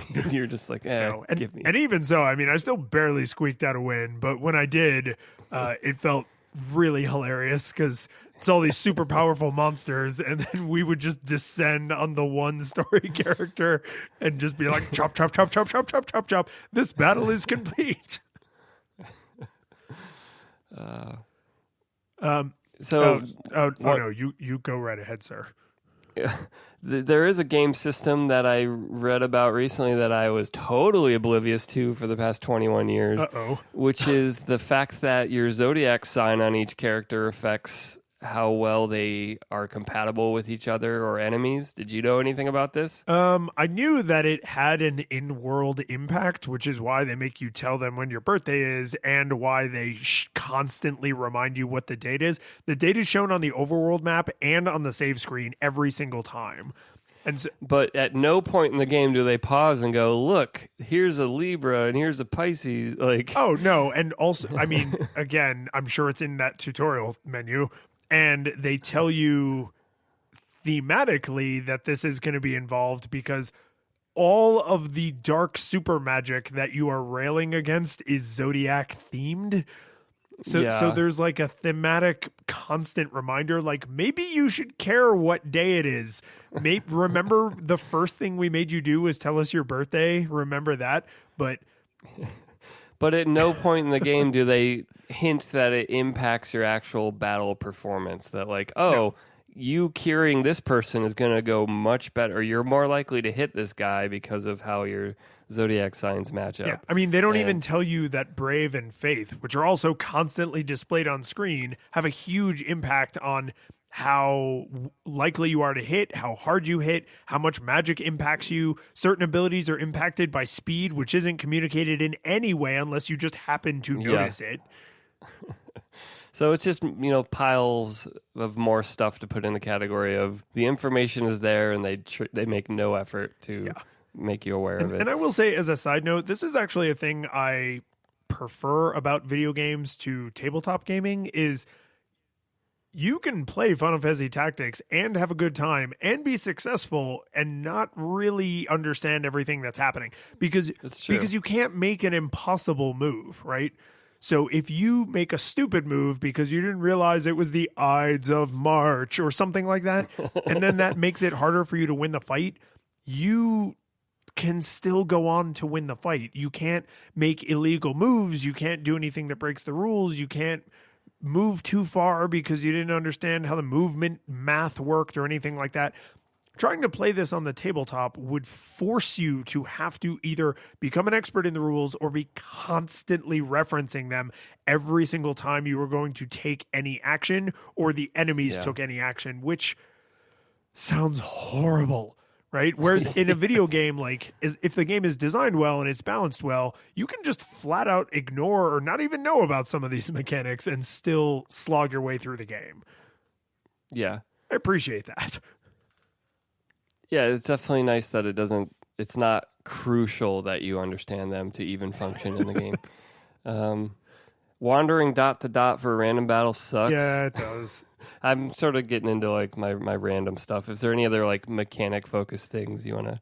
No, I have one story that I need to make an absolute point to share with you before we go into that final all-consuming segment. But I think mechanically, like if you're going to put a TLDR on the mechanics for the game, they're super complicated and you will probably enjoy it if you dive into them the amount you want to dive into them, right? Like don't feel obligated to learn how every single thing works, but you also can't be in total ignorance to where you send Ramza alone into a battle, right? Like, yeah, but you need some base level. Yeah, you need some base level, but they go way deeper than the amount you need to be successful. Because even if you never changed anyone from their first class, the game tops out at about level 55 for the big bad and the surrounding big bads. So if you get your people all the way up to like the 60s, 70s, and 80s, like, yeah, you could just plow through with squires and chemists. You absolutely could. Yeah. And I mean, so we didn't talk much about like shopping, but it's wonderful in this game because it's got a fitting room concept, which I don't remember seeing before this game in any of Square's games. But the game has a very wonderful giant ladder of after every couple story events, there's a whole new set of gear for almost every class.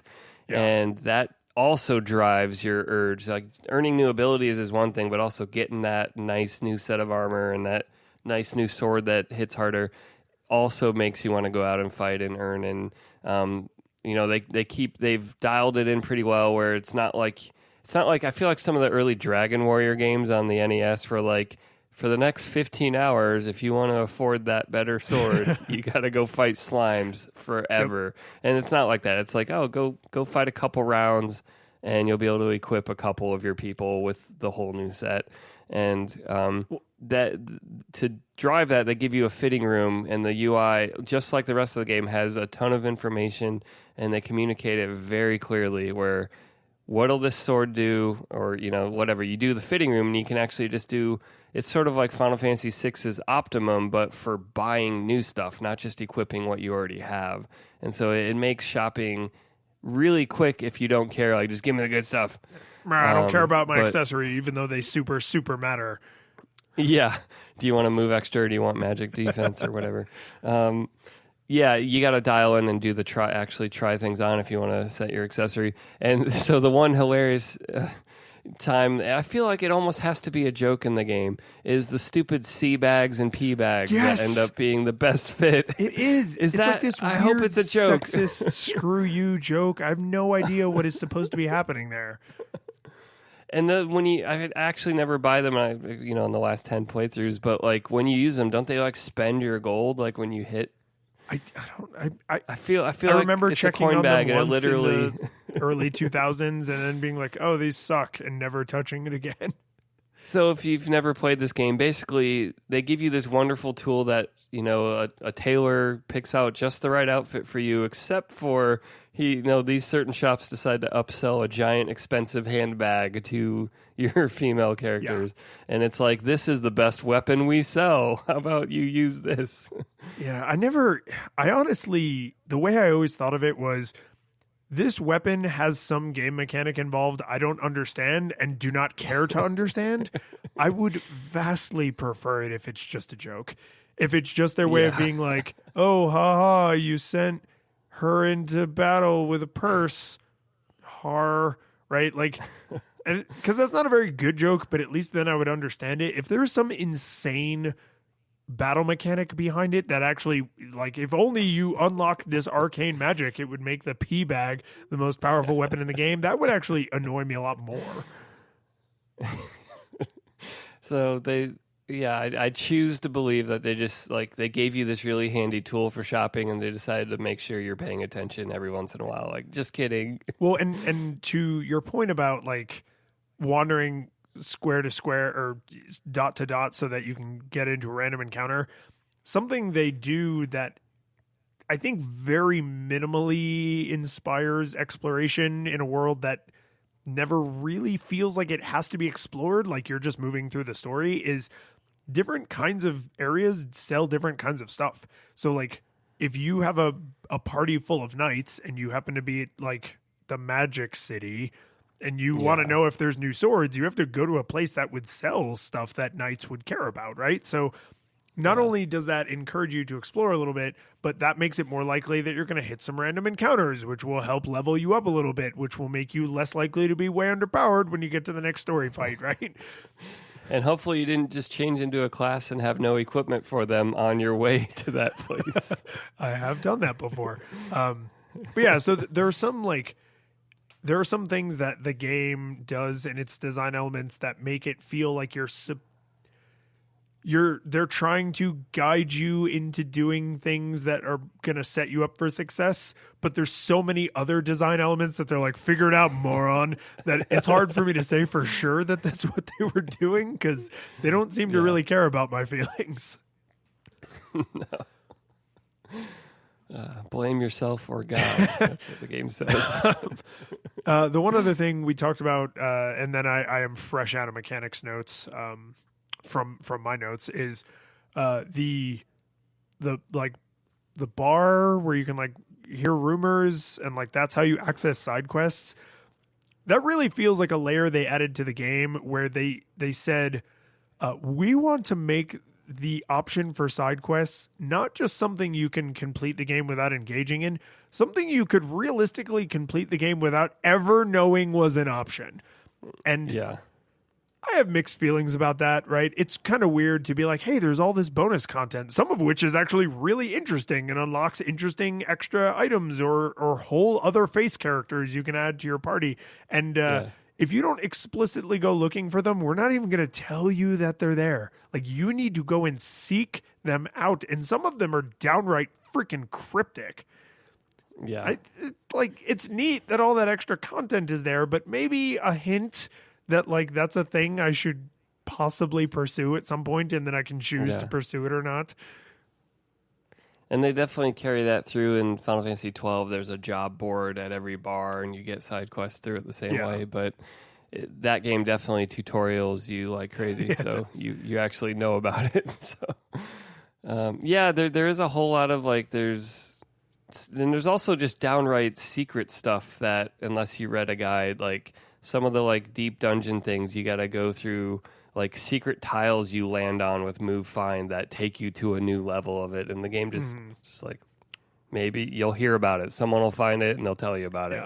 Which actually this is a good segue into the last real mechanics thing we could discuss a little bit is the translations in this game are terrible. Like, they're really shockingly, unbelievably terrible, to the point where sometimes words are just flat out misspelled. Their punctuation is wrong. Yeah. I mean, this isn't just like, oh, they didn't translate it the way a native English speaker would have done it. It's like they didn't translate it the way someone who knows any English would have done it. Like, it's they paid someone in China whose second language is Korean to translate this into English, and it's just from Japanese. Like, it's really not good. And the reason I think it's worth mentioning at this point is in War of the Lions, which I think I only played through a couple times, where the translations have all been cleaned up, because that's the PSP remake.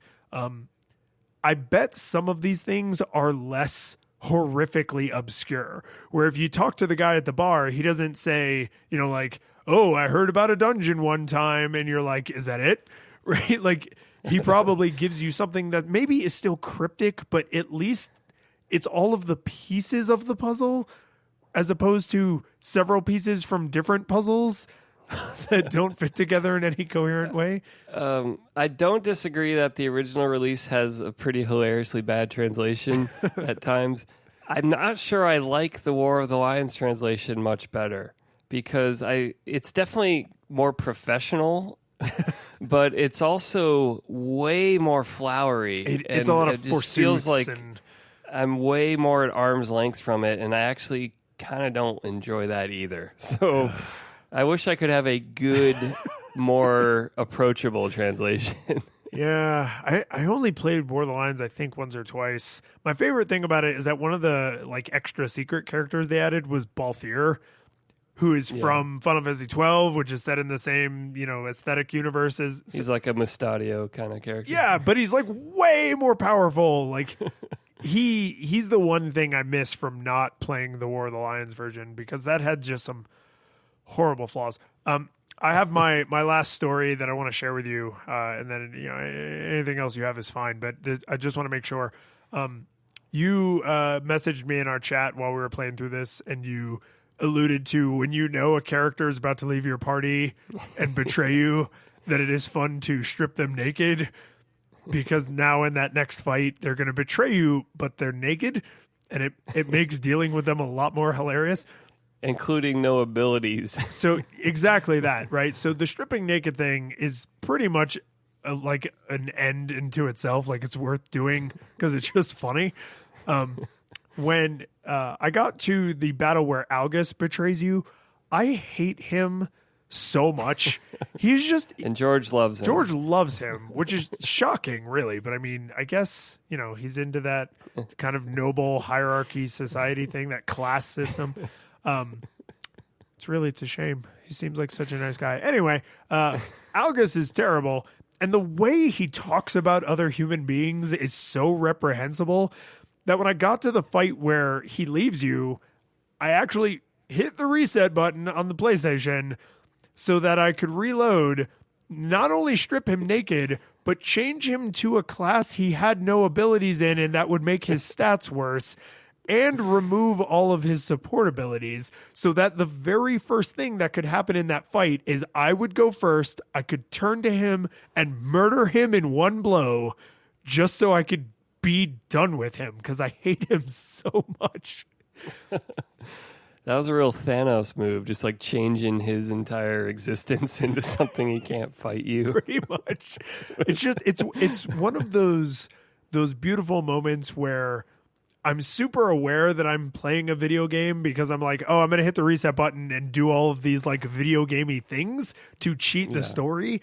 But it is in Pac-Man style. Like you go so far off the right edge of the screen, you come back into deep immersion. Like I was exploiting the mechanics so hard because I was so immersed in the story. Like I feel so much vitriol toward this character that I am supposed to feel vitriol towards, that I was actually pretty okay with the fact that I was exploiting the game mechanics to be more immersed in the story. Like that's a rare and beautiful kind of moment. So as a game we've both played like basically throughout our adult lives, as one of the short list of games you revisit every so often, has your way of playing through it changed over time? And more specifically, do you keep a big roster in your army, or are you like, here's the 5 Navy SEALs I'm running through this game with, and I ain't got no time for anyone else? So my play style has... my awareness of the roads not taken has gotten a lot broader. Like my peripheral vision is a lot sharper because when I was a kid and I was first figuring my way out through this, I found a solution that exploited certain game mechanics in a way that jived with my playstyle. And then I rode that all the way to victory, right? And then on subsequent playthroughs, I started to notice more and more like, oh, these other things would probably complement each other really well. But I kind of already have a solution to this problem that I'm still okay with, right? And so I didn't vary up my playstyle too dramatically. I think now, like if I wasn't playing through this on a schedule, like where I knew we had to record, I think I probably would have enjoyed mixing it up a little more and trying some like totally foreign for me playstyles. As far as my roster goes, 5 dancers, just calculators all the way down. It's my roster is when I play this game, apparently I'm really prone to celebrity because I will abandon a character I've lovingly invested time in for a powerful face character, like at the drop of a hat. Like the second, okay, so in the fight where I knew I was about to get Mustadio, a face character was about, or a non-face character was about to turn into a crystal, and I let them go because I knew I was never going to use that person again anyway. Now you don't even want their armor and weapons. Yeah, I was just like, whatever, they're dead to me. So I just let them die. So not only do I not keep a very deep roster, but I actually have a slightly deeper roster than I should because I will keep face characters I'm never going to play because I just want them to be. I want them in my like. I'm like. Who is it? Like Truman Capote? Like I just want celebrities around me so like I feel more famous. So like I have Malik and Rafa in my roster right now, even though they have never seen a single battle. So and once I have my core like Ramza and the 4 nameless people your superstars that I'm going to run around with forever, I fire everyone else. I strip them naked the second they join my party, and I go, hit the road, man. We don't need you. And then the only exception I make, the only face character that earns a slot is Orlando because he's so freaking overpowered, and I can't resist it because he's going to come holy explosion everyone the rest of the game. Well, the fact that he has the Night Sword, and I think he's the only character you can get that has Night Sword, which is the one Gafgarian has that hurts them. Agrias has it too? No, she doesn't. She doesn't get Night Sword. Oh, okay. Oh, not that particular ability. She has some of the other. She has ones, Holy Explosion. She has all the ones that like break armor and weapons and stuff, which are still super useful. But for some reason, she is slow as butts.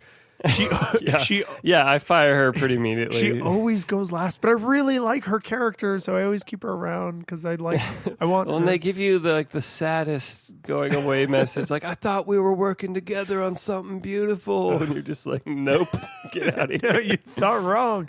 Even the monsters, because you can get monsters in your party, which is kind of a cool mechanic, but like.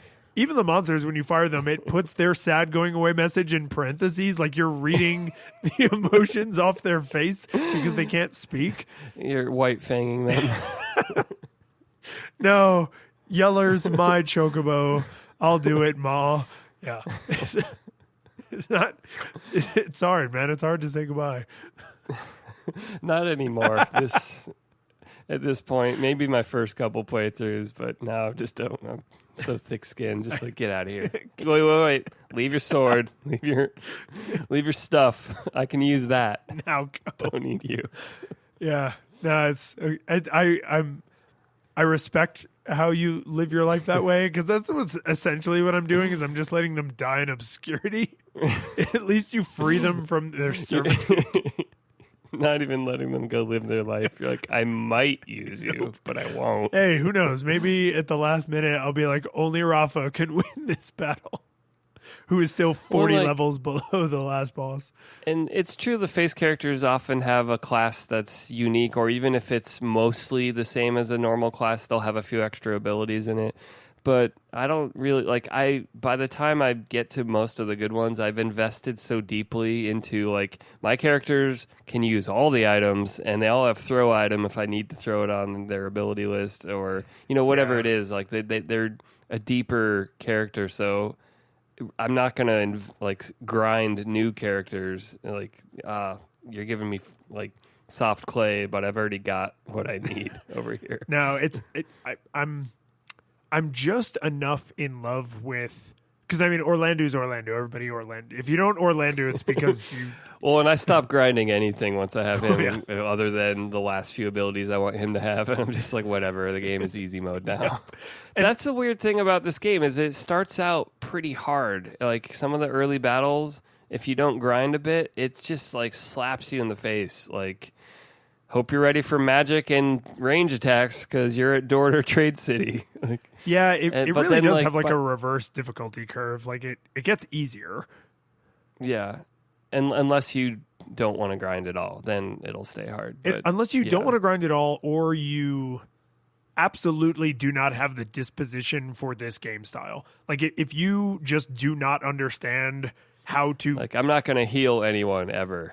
I'm just going to swing through it. Yeah, or I'm always going to charge in so that my first round is wasted getting close enough for them to hit me on their first round. If that's how you play, then you would probably not be very successful, but the game, generally speaking, kind of gets easier as you go on because your characters start to get powerful enough as you combine different abilities and you learn how they work that you stop screwing things up the way you did in the first couple fights when you had no choice. And which gives you less of a reason to go grinding because you're like, well, I'm by middle of chapter 4, you're kind of hitting this stride of I can pretty much handle anything. Yeah. Well, and chapter 4 is so much more story dense than the earlier chapters that at that point they're kind of just okay, you're seeing have what you need. Yeah, you're seeing the story through to the end now. This is it. We're in the home stretch. And speaking of the home stretch, we've kind of not been super secretive about how we feel about the game, but for you, did you feel like Final Fantasy Tactics held up? Absolutely. It's it belongs in a short list of games like Super Metroid and Link to the Past and a few other Golden Era Square RPGs where I revisit this game not every year, but probably every other year. There's a certain cycle to when I feel ready to play through it again, and it's pretty often. And so especially for a game that is, a good playthrough is 20 to 30 hours unless you're really trying to blaze through it. And there's not a lot of games that long that I still play. Yeah, I have noticed that my replay of lengthy experiences, unfortunately, has gone down as I've gotten older and I have kids and I've got a job and there's other crap I want to do with my free time, right? It's I would love to replay my favorite, like Final Fantasy VI, like one of the greatest RPGs ever made. Like, would I love to pour 50 hours into that 2 or 3 times a year, every single year for the rest of my life? Yes, but I can't honestly look at all of the things that I have available to me to do and prioritize that as a thing I do that frequently, right? But Final Fantasy Tactics is, if you go through at a pretty decent pace, I think you could keep it under 20 hours pretty reasonably and not be like super stressed out. And if you want to drag it out to where you're all super powered demigods who get 8 turns before anybody else gets to move, like you can stretch the experience out to 30, 40, 50 hours, right? And unlock every little thing. And that's a nice range to have where it's like, I can feel good replaying this because I can do it in 15 hours. And if I'm really into it and I happen to have a bunch of free time, then I can stretch it out and get more enjoyment out of the replay. Yeah. Is there any more modern game in this genre that you feel has like replaced it or even threatened to replace it? Like, do you play Disgaea? Do you play any of the other like this grid-based isometric turn? This is where Tactics holds not only a special place in my heart, but it apparently brutally murders anyone who tries to even like visit that place in my heart, because I tried to play Tactics Ogre and I was just like, no, I'm playing these in the wrong order. I should have played this first. Right. Like, and it just didn't work. And then I didn't learn about Disgaea until years later. And I think the first one I tried to play was like the 3rd one in the series, because there's a ton of them. And like they've remade a couple of them now because now the series has been running for so long. And I tried to play Final Fantasy Tactics Advanced, and I was just like, no, this doesn't feel quite right. Like, it's because it's wearing the clothes of my former lover, but it's not. And it just, I'm like, can you not wear the exact same thing they used to wear? This feels weird. You're making it weird. Yeah. So like I couldn't get into those games. I couldn't really get into the Disgaea games. Like Tactics Ogre was like too early, right? Like it didn't have some of the polish that I needed. And every time I've heard about another new one, I'm like, or I could just replay Final Fantasy Tactics, which I still enjoy. Until this year, you and 1 or 2 other people that I know actually recommended checking out, oh God, what's it called? It's like bug alien monsters. Into the Breach? Into the Breach. So I have not yet tried Into the Breach, but I wanted to replay Final Fantasy Tactics for this episode because the last time I played it was actually a few years ago. Like I'm busy enough now that my replay cycle is stretched out. And so I replayed this. I still super duper enjoyed it. And so I'm like, oh, maybe Into the Breach will be the one. We can talk after the show about that one. Oh, no. I'm going to say no. It's not going to replace it, but it's a good game. No, I mean, nothing has quite scratched the particular itch that this game scratches as well. I like other strategy games. I like Fire Emblem games are fun. I like Advanced War, but they're just different, and they're not quite as, I don't know, I don't feel like I can sink in as much into the good version of the hamster wheel of just like, I want to earn everything and I want to upgrade everything. Yeah.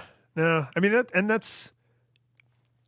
I think it's fine to, like, for me, because this feels a little less true for you, but like for me, I may not love this genre. I may just love this game. Yeah. And that's fine. Like full on, like, for me, this game needs no nostalgia goggles. I will probably replay this a dozen more times or more over the course of my life, and I'm totally fine with that. But it's like one of the questions George always likes to ask is like, would I recommend this game as being a good one in this genre? And for me, I would say play this game because this game is beautiful and wonderful. Don't play this game just because you love strategy games. Like, if you love strategy games, you will probably also love this. But even if you don't love strategy games, this one is just so damn good. Yeah. And it's one of those games where every time they re-release it on a new platform, I basically hand over more money. Except the mobile versions suck. Don't even bother with the touchscreen version. Yeah, I got it on super sale, but it's you know what? It's the mobile versions are the Algus of remakes of this game. Yep. Get it for PSP if you want it portable. Or hopefully they give it on Switch. Come on, Square. Oh my God. That's just money that you can have from me whenever you want. The curtain falls, the music plays, the credits roll, then it all fades to black. And you're left by yourself. The fanfare is gone.